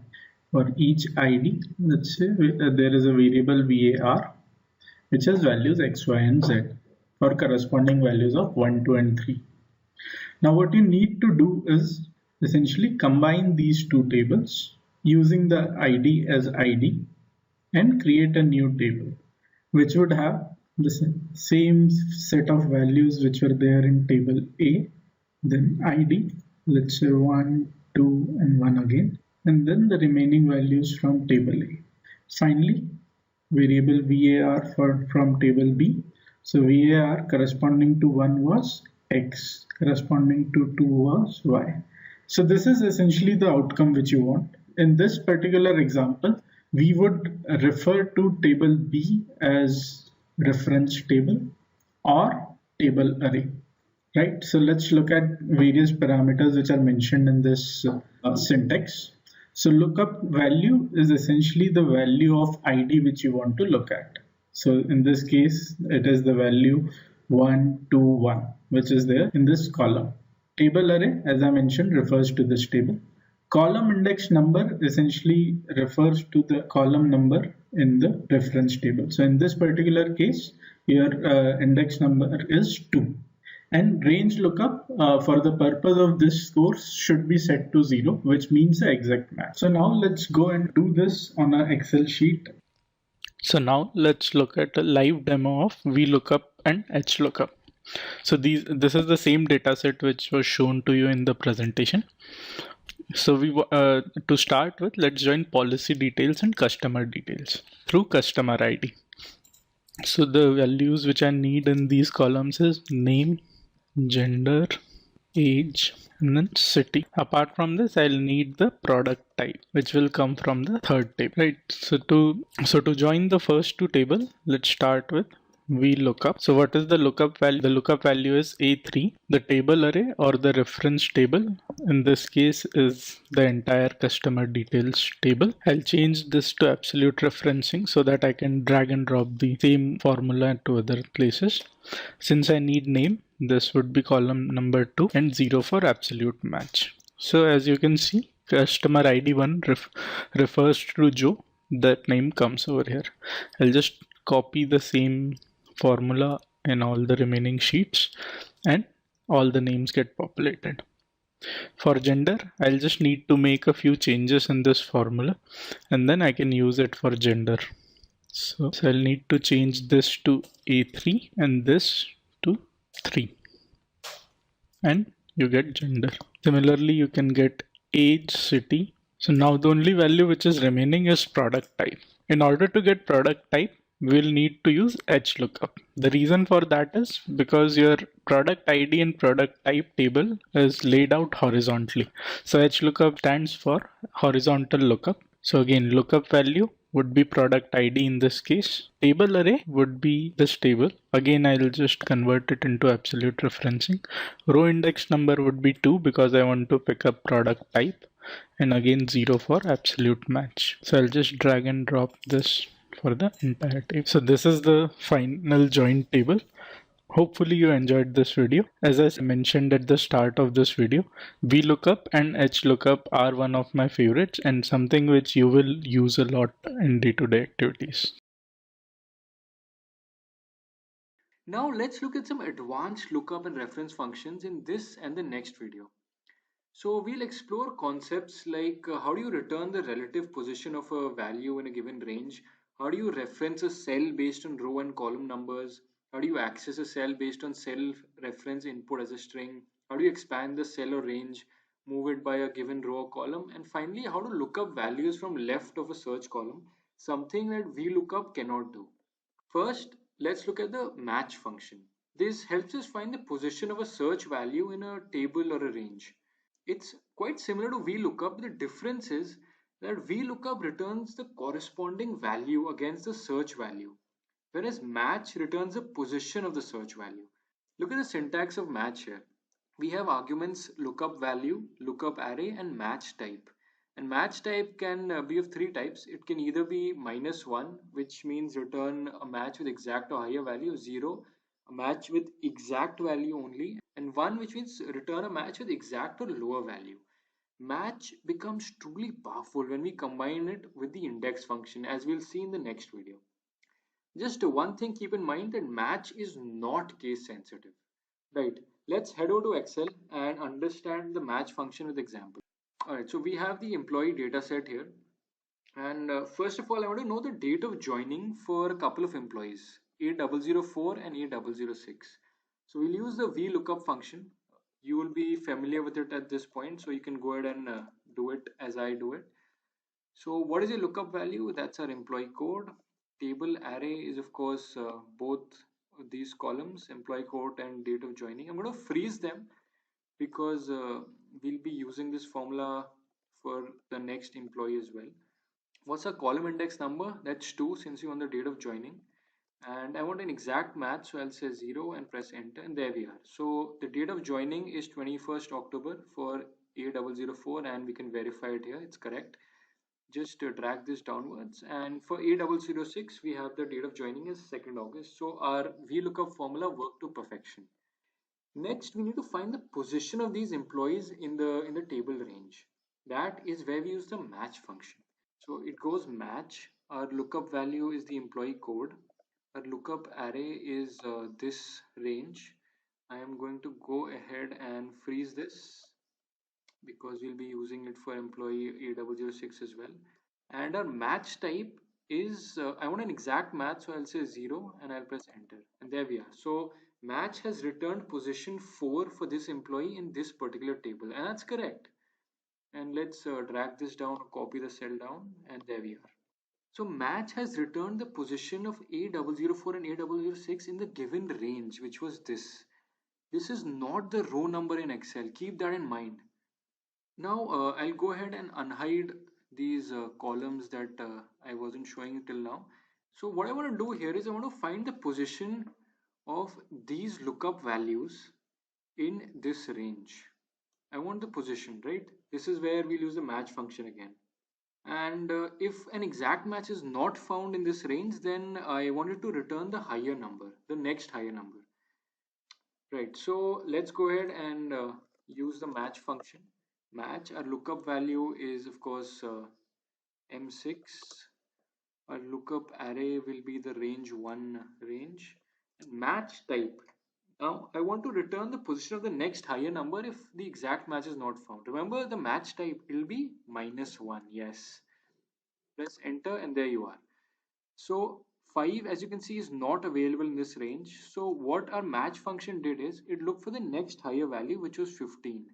And if you count it manually, this is indeed in the 8th position in this particular range. Just drag this down and you have the position for the remaining lookup values. So what do you think went wrong here?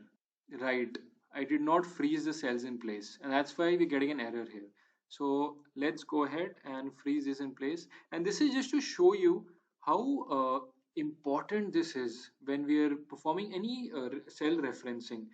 If you don't freeze it in place when you need to, you're going to get all sorts of errors and wrong formulas. So freeze it in place. Let's go ahead, copy it again. And now we have the correct positions. So let me take 35 example. Again, it's not present in this range, but if you see the next higher number after 35 is 38 and it is in the 3rd position. That's why we have 3 here. Keep in mind that when you use -1 as the match type argument, the data set of the range must be sorted in descending order as it is here. The next question now I want to answer is, what if I want to know the position of the lower number and not the higher number if an exact match is not found? Here we'll use 1 as a match type value. And this time your data set or your range must be sorted in ascending order. So let me go ahead and delete this column. We don't need it here, right? All right. So let me just delete this. Right. So let's go ahead and try it out again. So use match. Our lookup value will be R6, of course. Lookup array is this range. And a match type will be 1 this time. Press enter and there you are. And just again we have to freeze this in place. Very important to keep this in mind every time. And just drag it down, and there you are. So what the match function did here is it looked for 5 in the range, didn't find it, then it looked for the previous lower number, which was 4, and that's in the first position. That's why we got 1 here. And that's basically how match type works under the match function.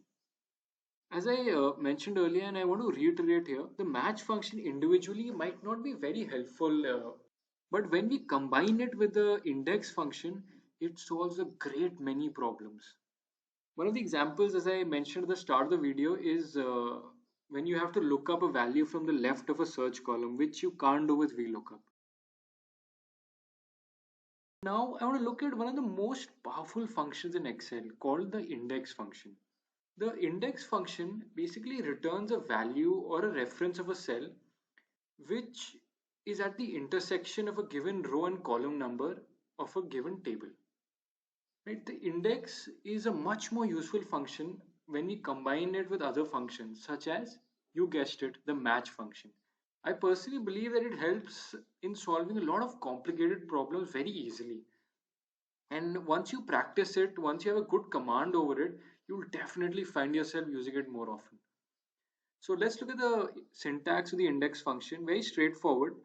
Three main arguments that you'll have to put in. One is the table range, the other is the row number, and the third is the column number. That's it.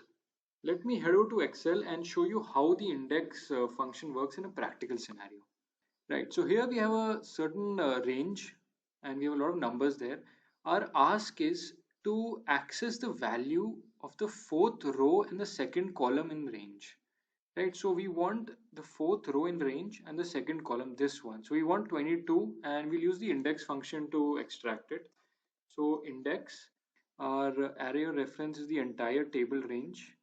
Let's freeze that in place. Very important to do that every time. Right. What's our row number? It's 4. What's our column number? That'll be 2. Press enter and there you are.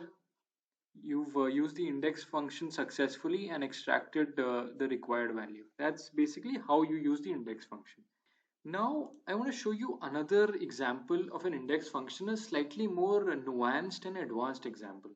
Here we'll be looking up values from the left of a field with the index and the match function. Here we want to return the name of the employee based on the employee code. But as you'll see here, the name field is to the left of the employee code, so we can't use VLOOKUP here. So what we'll do is we'll use the match function first to find the position of the employee code in this range, and then we'll use the index function to extract the name based on the employee code. Right. So let's use the match function to do this. So match, our lookup value is this employee code. Our lookup array will of course be the employee code range here. I'm going to go ahead and freeze this in place because we'll be using this formula downwards as well. And match type, I want an exact match, so put 0 and press enter, and there you are. So employee A005 in the fifth position in this range. So just copy paste it downwards or drag it, and you have the position for the remaining three employees. Right. Let's head over to our match function and extract the name from these employee codes. So index, what's the array? It's this range, right? You want the name. So go ahead and freeze this in place. Row number now, that will be our position, employee position that we extracted using match. And a column number is there's only one column, so just put 1 there and press enter. And as you can see, we have extracted the name successfully. Just let's just verify it. 1 2 3 4 5 Kunal A005. Perfect. Let me drag it down and you can just verify it in this range. We have successfully managed to extract the name using the index and match functions. One key point I want you to remember while using index with match is that both functions must have a similar height if you're finding the row number and a similar width if you're finding the column number. If you provide a different height or width, then you're going to get a different result, the wrong result. You won't get an error, but the output will be wrong, and that can really mess with your data set. Let me show you an example. What if I entered instead of C3 by mistake I entered C4? I forgot to select the first instance in this range. So you'll see that the name our index function returned is Jennifer. And that's wrong because Jennifer's employee code 8004 and we wanted the name for 8005. So that's how the combination of the index and match function can go wrong. So just undo it. Just keep this in mind that both functions must have a similar height or width depending on if you're finding the row or column numbers. Alright, so all the lookup and reference features we looked at in this module will stand you in good stead when you use Excel in the industry. And these are often asked in interview questions as well, so start mastering them now. In this module, we will discuss various logical and error handling functions. So we learn about various functions like if, and, or, if error, is number, and so on. We learn how to combine two or more logical functions. And we'll also learn how to handle errors and also how do you check the type of cell contents, like is it a number, is it text, is it a blank cell, and so on. These functions are very useful in the data cleaning aspect of your project. In this video, first we look at these three functions: and, or, and not. The and function, very simple to understand, and it does exactly what it says. It returns true if all the conditions we supply are true, otherwise it returns false.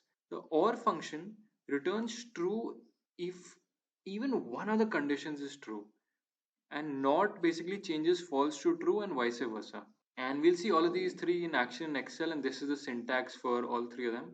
So let me head over to Excel and show you how these work.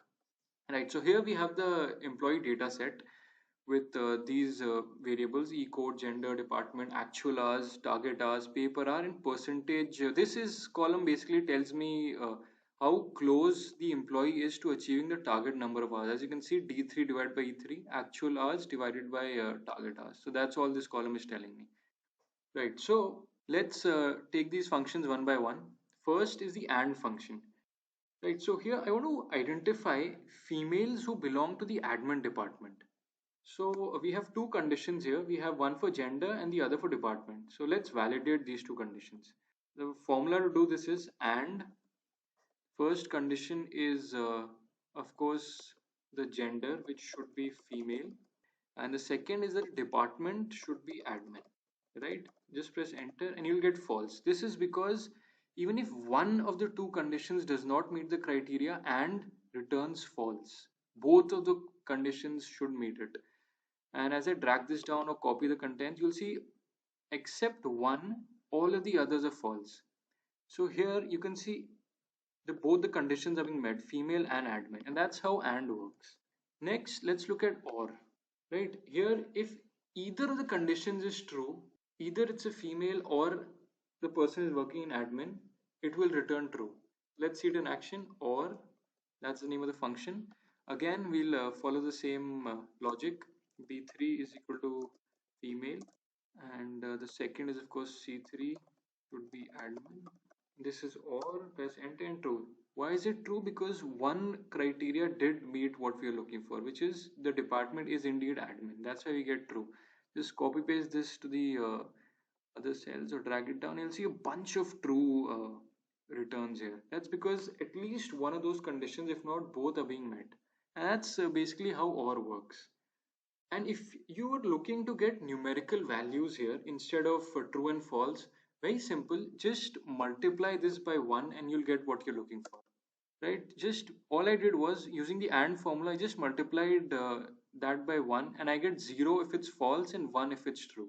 And as you can see here, we get 1 for the true and everything else is false. I'll just undo that, but that is just to give an example of how it works.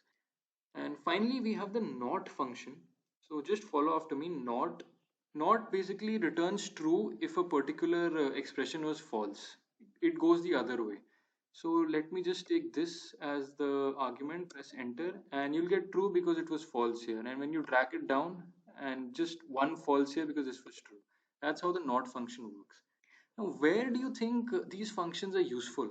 Well, when you have hundreds and thousands of rows and columns that you're working with in the industry, you quickly want to understand how many conditions are satisfying what you're looking for, right? You might be looking for certain numbers in the data set that meet your threshold and so on. And these and or not functions quickly tell you how many observations or rows or columns you have that satisfy these criteria. Very helpful for doing quick data analysis. Now let's head over to our presentation and look at the error handling functions. We can perform all sorts of error handling operations in Excel to check whether an expression or a cell has an error or not. We can also use it to check whether a cell is number, is it text format, or is it just blank. Right, so we have these four functions to do it, and their syntax is very straightforward. Just enter the value of the function name and you'll get the answer or the output. So is error test if an initial value that you supplied does it return an error or not. If it does, then we get true, otherwise we get false. Is number and is text and is blank, very straightforward to understand. If you want to understand if an expression or a cell gives us a number, you can use is number. Similarly, you can do it for text. And if you want to understand if a cell or a row or column has blank, then you can use the is blank function. Let me show you how these work in Excel. Right, so is error first. Just type after me is error, and let's take this particular cell, the percentage change, for example, and press enter, and you get false here. Because as you can see, there's no error here. We have an output, and that's what the is error function tells you. There's no error in that cell. Just drag it down or copy it, whatever you prefer. And we have two true conditions here. That's because, as you can see, we have an error here. That's why is error is telling me that yes, there is indeed an error in this observation and you should check it out. Why is there an error? I can quickly see that we have a couple of zeros, and the formula to calculate this percentage, as I mentioned, is actual number of hours divided by target number of hours. So with zero in the denominator, the answer will be infinity, and that is why you're getting an error here. So are you seeing why the is error function is so helpful? When we're doing any data cleaning in any project, whether that's an analytics project, a business intelligence, BI project, even data science, the is error function quickly passes through the observations and tell me where the error is, and I can quickly understand where it is and how I can quickly correct it and move on. Very, very helpful for data cleaning. Now to check whether a cell or an observation has numeric or text value, you can use is number or is text. Let me show you how those work. So just type is number. Let's say, let's take the paper R column for example. Just press enter and true and drag it down. And of course you'll get true everywhere because this is indeed actually a numerical output. Similarly, you can use is text. Let me go with the department column, press enter, and it is true because admin is indeed a text column. And just drag this down, and there you have true for everything. So let me show you what happens if it is not a text column. Let's take this as D4, which is the actual number of hours, and you'll see that it returns false because this is a numerical column. This is not a text column. That's why we get false here. Let me just undo that. Finally, is blank tells me if a cell is blank or not. So just take anything. Let's take actual number of hours, press enter, and you get false because there is a value in this cell. And when you copy this down or drag it down, you'll get false everywhere because you don't have any missing values in our data set. So what happens if I remove a value? As you can see, this has now returned true. Again, I'm sure you already got this. This is very helpful when you're quickly looking to understand during the data cleaning stage whether you have any blanks in the data set, and if yes, how do you deal with them? And that's where, as the first step, the is blank function will help you out. Similarly, we have a few other logical functions in Excel like is even, is odd, is ref, is any, among others. The ones I've showed you are easily the most common ones that we use in the industry, but you can always go ahead and try out the other logical functions and just play around with them to understand how they work. In this particular video, we're going to talk about two more useful functions to generate conditional outputs, if and if error. The if function will sound very familiar to you if you've worked on any database or any programming languages. So let's say when I flip a coin, if head occurs, I select batting, and otherwise I go to bowl. Similarly, in the if function, we have one conditional statement, one success statement, and one failure statement. And the function if error basically returns a value that we specify if a formula evaluates to an error. Otherwise, it returns the result of the formula. And this is the syntax. Just have to pass two arguments there. What is the value? And if there is an error, what is the value you want to pass instead? I'm going to show you both of these in Excel, and I'll also add another thing at the end. How do you deal with multiple conditions and how do you use if statements there? We'll do that at the end of the video. Let's look at these two functions first. So I'll switch over to Excel. Right, so we have the same data set that we have been working with so far. So let's say that we want to give a bonus of 100 for those employees who've completed more than 15 hours of work. We'll use the if statement here. So we'll say if the actual number of hours, the hours they worked, is greater than 15, then what's the value we want? If true, we want 100, right? That's the bonus we're giving. Otherwise, nothing, 0. Press enter and just copy this down or drag it down, and there we are. We get 100 if the condition number of hours greater than 15 is being satisfied. Otherwise, we get 0, and that's what we are seeing here. Now, let's say we want to give a bonus of 200 based on 100% achievement on working hours. So, percent achievement is basically column G here. So, basically, those who've completed their target, I want to give additional 200 to them. So, let's change this formula itself. Let's say if I'm going to say G3 is greater than equal to 100%, then give me 200 bonus, otherwise 0. Press enter. There you are. Just drag this downwards or copy it. And only two folks in our data set have achieved what we are looking for, which was 100% achievement. That's quite an eye-opening observation when you think about it. Out of the entire data set of employees in the organization, only two of them were able to achieve their target. Useful insight when you're in a managerial, executive, or leadership, or even in an HR position. But you'll notice that we have a couple of errors here. And we saw this earlier, right? The denominator or the target for them is 0. That's why we have two errors. How do we handle this? Well, we'll have to do something about the person achievement column. So let's take a business decision that if someone does not have any target, which is 0 in our case, then we'll consider that person achievement as 100%. It's just a business decision for the scope of this particular video. So we'll use the if error function for this. So let's say if error, what is the value? Value is actual number of hours divided by the target number of hours. That's basically what our person achievement is. And what do we want if it gives an error? We want it to give 100%, right? Press enter and just copy this down or drag it down. And as you'll see, both those errors are now reflecting as 100%. So clearly our if error function has worked. So that is essentially where you can use if and if error functions. Go ahead and practice it out. Finally, I want to talk about what if you have multiple conditions that you want to work on. This is where we use nested if statements. These really help us when we have two or more statements that we want to check. And I'm absolutely sure a lot of you will love working with this and will really appreciate it in your roles. So here's what I want to do. If the percent achievement, and we'll use the P column here since that's where we've rectified the error. If the percent achievement is greater than 100, then if that person is in sales, give him or her a bonus of 225, otherwise give the bonus of 215. And if the person achievement is not greater than 100, then just straight away return 0. So what you can do is you can just pause the video here, think about it, use a pen and paper, just use the Excel sheet that you're working on and try to work on this before you look at how I give you the solution. Right. So if percent achievement is greater than 100%, that's our first test. What if this is achieved, then we'll use the other if, right?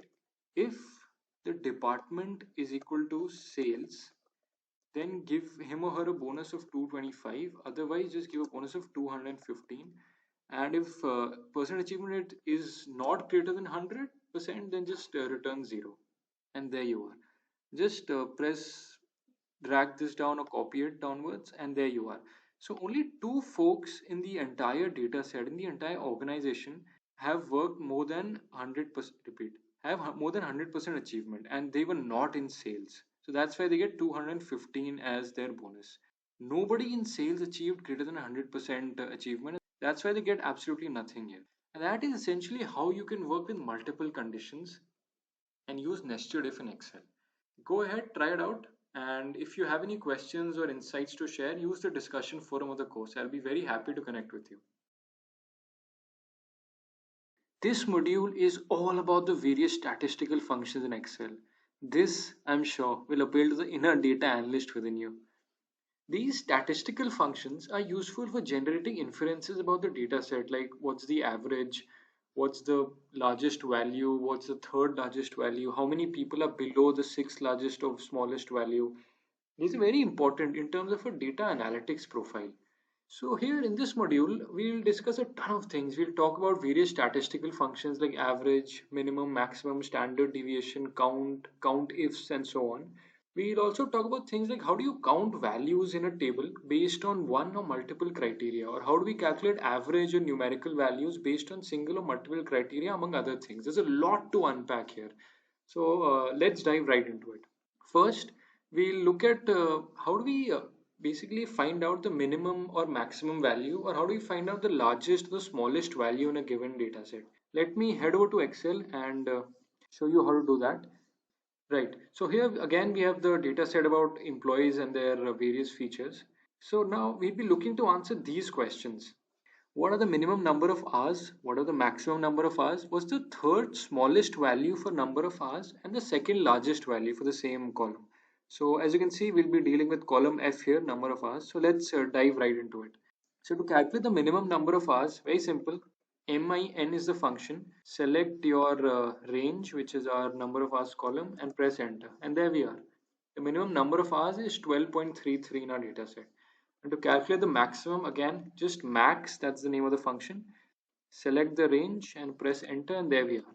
So in just two functions, in just a matter of seconds, we now know the range of our number of hours column. So it's between 12.33 hours and 17.43 hours. Pretty cool. Next, we want to find out the third smallest value for number of hours. Here we'll be using the function small, and as you can see, we have two arguments here, array and k. Array is basically the range, so select that. K is essentially what are you looking for, how many? That's what we need to answer here. As you can see, we need the third smallest value, so our argument here will be 3. Press enter, and we're looking for the second largest value for number of hours. Here your function is large and very similar argument, same range first. We need 2 here, right? Second largest value. Press 2, press enter, and there we are. We've quickly figured out what's the third smallest value and the second largest value. Again, the function does everything for us. Next question is, what if we wanted to find out how many employees are below this number? Let's say I want to find out how many employees are below the second largest value. These are questions organizations often need to answer. And this is where the different count functions come in handy. So let me head back to the slide and talk about a few count functions. Here we are. There are broadly speaking 4 count functions that you need to lean on when you're working on a data analytics project. We have count, count A, count blank, and count ifs. Count, as you can see the definition, returns the number of numerical values in a given range or a given data set, and you can see the syntax for each function here. Count A, on the other hand, counts all the values that aren't empty. Think of count A as count anything. The function count blank returns a number of blank cells in a supplied range, and count ifs is used to count cells based on given conditions. It could either be a single condition or a multiple set of conditions. You might be thinking of sum ifs here, and that's a good comparison because essentially that is intuitively how the function works. Instead of doing the sum, it gives us a count. And let's see these in action in Excel. Let me head over there. So first what I'll do is I'll hide these columns because you need to bring up a new set of questions. Hide. Here we are. Alright, so essentially we'll be answering 5 questions here. Counting the number of employees, the number of number of male employees belonging to admin. Then we had another condition which is more than 15 hours. And finally, we'll be heading back to the question I asked just a few seconds ago about finding the employees who are less than the 6th largest value. How many employees are there? We'll get to it. First, let's see the count function. Alright, so count the number of employees. So is equal to count. What is the range? Which column do you think I should choose? Let me go with column A and press enter. Huh. Interestingly, I got 0 here. Why do you think that is? Because remember, count returns the number of numerical values. Right now, E is not numerical. This is a unique code, right? This is a string. This is not a numerical value. That's why we're getting 0. So instead of count, all you have to do is press count A And there you are. You have 15 employees in your data set. Perfect. You can of course use count if you're doing a numerical column. Let me show you an example. Count, let's take any numerical column. Let me take pay per hours, press enter, and there you are. You have 15 because it's a numerical column. Right. So let's count the number of male employees now. Which function do you think we should lean on out of these four? That's right. We should lean on count ifs. So let's go with that. Criteria range 1. Since we're looking at the gender, select that range is equal to male, press enter, and there you are. So we have 9 male employees in our database. Next, we have multiple criteria. So we have number of male employees belonging to the admin department. Again, very straightforward. Count ifs. The first criteria is gender. Select that. We want all the males there. Next, we want to find out admin. That's our department column. Select that entire range. Select admin, press enter, and there we are. So we have 3 male employees who work in the admin department. Next, we add another criteria, which is all of these people, number of male employees who have worked for more than 15 hours. You know what to do, right? Follow along with me on your machine as I do this. So our range first will be this, male. Second is our department, which is admin. And third is number of male employees to admin who have worked for more than 15 hours, right? So this is our third range, greater than 15, close it out, enter, and there we are. So there's just one male employee who belongs to admin and who's worked more than 15 hours. And finally, back to a question we had earlier. What if we wanted to understand how many employees are less than the sixth largest value in terms of number of hours? Very helpful in an organization to answer these kind of questions. So let's find out. We rely on the countifs function again. We're only working with number of hours here, so select that. Right, our criteria is less than, right? So do less than, use the ampersand because we need to add a function here, and we use the large function. Why? Because we need to find employees less than the sixth largest value. Select number of hours, the entire range. How many? We want 6, right? Close it out, double brackets, enter, and we have it. So there are 9 employees who are less than the sixth largest value in terms of number of hours. And just to answer the question, what is the largest value? Let me just show you, is equal to large number of hours, and we want sixth largest, enter, there we are. And that's it. You're getting the hang of statistical functions already. Now, we'll talk about a few more common statistical functions that you'll often use in your role. These functions help us find things like the average, median, mode, standard deviation, correlation, among other things. So in this video, this is what we'll first focus on. We'll focus on these four functions: average, average ifs, mode, and median. Right. These are fairly self-explanatory if you've studied about them in statistics before. If you haven't, don't worry. We'll execute all of them in Excel in just a bit. So average is, again, it just returns the average of a list of supplied numbers. Average ifs calculates the average of the cells in a supplied range that satisfy multiple criteria. So again, your intuition of count ifs and sum ifs that we have studied before, that will come in when we study average ifs. And this is the syntax for that. We need to input the average range first. What is the average you want for which column? And then the criteria come into play. Then we have the mode, basically the most frequently occurring value in a list of numbers that we supply. And median returns the median or the middle value of a list of supplied numbers. And their function is here, mode and median. Mode is actually of two types in Excel, mode.single and mode.multiple. We'll be focusing on mode.single for now. That's the most common mode function in Excel. All right, let's head over to Excel now and see all of these in action. All right, so we have this data set. You're very familiar with it at this point. So what we'll do is we'll answer these questions and use the functions that we just saw. So average number of hours, median number of hours, the mode, and then we'll look at average ifs by looking at multiple conditions. Okay, first average. What is the average number of hours, right? So we'll be focusing on column F here. Very straightforward formula, average. Just select the range that we want, which is the number of hours. Select it, press enter, and there you go. So you have average number of hours is 14.694.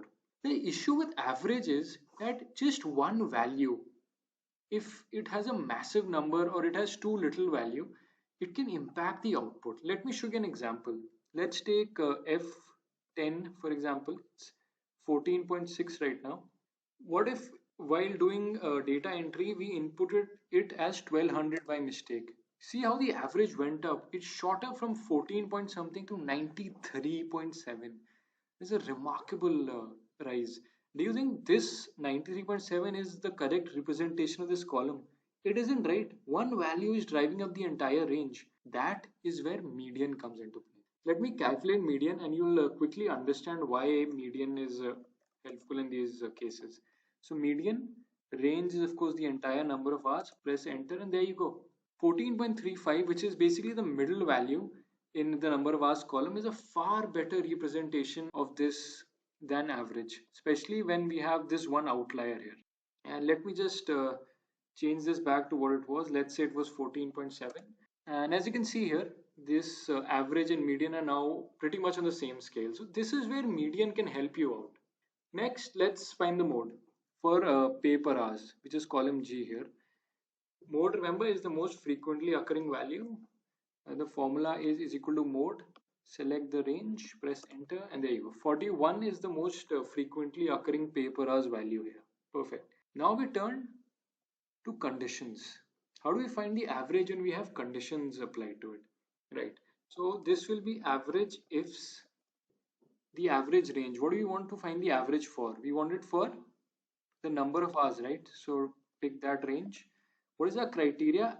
Male employee, right? So that's our gender column. Male is our criteria. Close it out, press enter, and there you are. So 14.87 is the average number of hours for male employees. What is the average number of hours for male employees that belong to admin? Nothing too difficult here. We'll just use average ifs again. What is the average range? It's a number of hours. That's what we want the average for. We want this for males. So just type that out. Second is the male who belongs to admin. So that's a department column. Select that range, type in admin, close it out, press enter, and there you are. So the average number of hours for male employees that belong in admin is close to 13.6. And that's basically how these functions work. Let's now go deeper into statistical concepts, and I'll go back to the slide. Now, what I want to understand is the spread of the data. Why should I look at the spread? Well, looking at the spread lets us see how much our data varies in a given data set. One way to approach this, of course, is to calculate the range. You can just do the difference between the maximum and the minimum value, but that's a fairly crude way, and we do have some statistical functions to get the answer. One approach to answer this is the concept of quartiles. In the same way that median divides a dataset into two halves, we can further divide the dataset into quarters by identifying the upper and lower quartiles. The lower quartile is found one quarter of the way along a dataset at 25% when the values have been arranged in an order of magnitude. The upper quartile is found three quarters along the dataset at 75%, and the middle way, 50% of the way through, that's basically a median. And that's how quartiles work. Another way to look at the spread of the dataset is STDV or standard deviation. How far away is your observation from the mean? That's what standard deviation answers. Basically, standard deviation is a measure that summarizes the amount by which every value within a dataset varies from the mean. It effectively indicates how tightly the values in the dataset are bunched around the mean value. It's honestly the most robust and widely used measure of dispersion. So whatever concepts we've covered in this video, don't worry if you haven't heard about them or if you only have a vague idea. I've provided a link below this video to explain all these concepts in more detail. You can have a look at that. Right, so the other functions we look at are rank and correlation. Both of them very intuitive explanation looking at the name. Rank returns the rank of a given value. Correlation basically tells us the correlation between two columns of features, or two or more actually, not just two. Let me head over to Excel and show all of these in action. So first of all, we're just going to hide this and bring up what we need to answer, which are these questions, and of course we'll calculate the rank as well. First, the most basic thing, let's calculate the range of number of hours. So it's a simple difference between the maximum value and the minimum value. So here we go, number of hours maximum minus the minimum of number of hours, the same column, press enter, there you go. So the difference between the maximum minimum values is 5.1. Now I want to look at the quartiles. So very simple formula, quartile, just select the range we want it for the number of hours, right? And we want the first quartile here, which is 25% of the way along the data set. And that's 13.645. Now let's find the second quartile, which is essentially the median. So again, quartile, select the number of hours, 2 since that's what we want, and there you are. So 14.35 basically is the median or the middle value in your number of hours column. And just let's verify that. Let's use the median function to understand this. Press enter and there you are. It's 14.35 as we saw. Perfect. Next, I want to find the standard deviation for number of hours. So we have two options to do this. We have stdv.p and stdv.s. P stands for population, S stands for sample. We will go with P since we have the entire population data set here. So just input the number you want it for number of hours, and that's it. Press enter. So your data is basically 1.5 standard deviations away from the mean. That's all it tells us. To find the correlation, the formula is CORREL. We want to find the correlation between pay per hours and total payout. So select pay per hours first. Your second array is total payout. Close it out, press enter, and there you are. So there's a correlation of 86%, a very high correlation between pay per hours and total payout. This is because think about it intuitively. The total payout of an employee is very highly dependent on the pay per hours, right? That is why you see such a high correlation value there. Think of it from a business point of view. Whenever you are practicing these things in Excel, always put on your business hat and think about it. How would that affect a business? How does that make sense from a business point of view? Just keep thinking along those lines. Finally, we want to generate the rank for each employee based on the total payout. This could be for n number of reasons. For example, the organization wants to understand who's the most valuable employee. So you can use a rank to evaluate these kind of things. So let's see how to do that. So put the formula is equal to rank, that's the function. So what's the number? That will be our H2. What's the reference? So use our total payout column, the entire range, press enter and there you are. So for employee A001, he or she is ranked 8th in the entire organization in terms of total payout. Just copy this or just drag this down and you have the ranks for everyone. Do you think this is correct? Well, what's happening right now is just notice what's happening. What's the formula bar here? As I scroll down, you'll see that the range is moving as I scroll down. So the total payout is moving downwards. There's nothing in cells H20, 21, 19, 18. So this is not the right formula. That's happening because we're using relative cell reference. Remember we studied that earlier. This is where it comes into play. We don't need relative cell reference here. The total payout will always remain the same. So let's freeze that using absolute cell reference. Just put a dollar sign before the rows and columns, press enter, and now drag it down. And there you are. Now you have a better representation of the rank. Just a point to remember, by default, Excel generates rank in descending order. If you want it in ascending order for some reason, all you have to do is just head over here and pass 1 as the third argument and press enter and you have the rank in ascending order. There you go. Basically, it's reversed itself. And that's it. That's how you can work with different statistical functions in Excel. Go ahead, again, practice, do the exercises, practice as much as you can. And if you have any questions, doubts, you want to share your thoughts, use the discussion forum of the course to post there. And I'll be happy to connect with you. Thank you.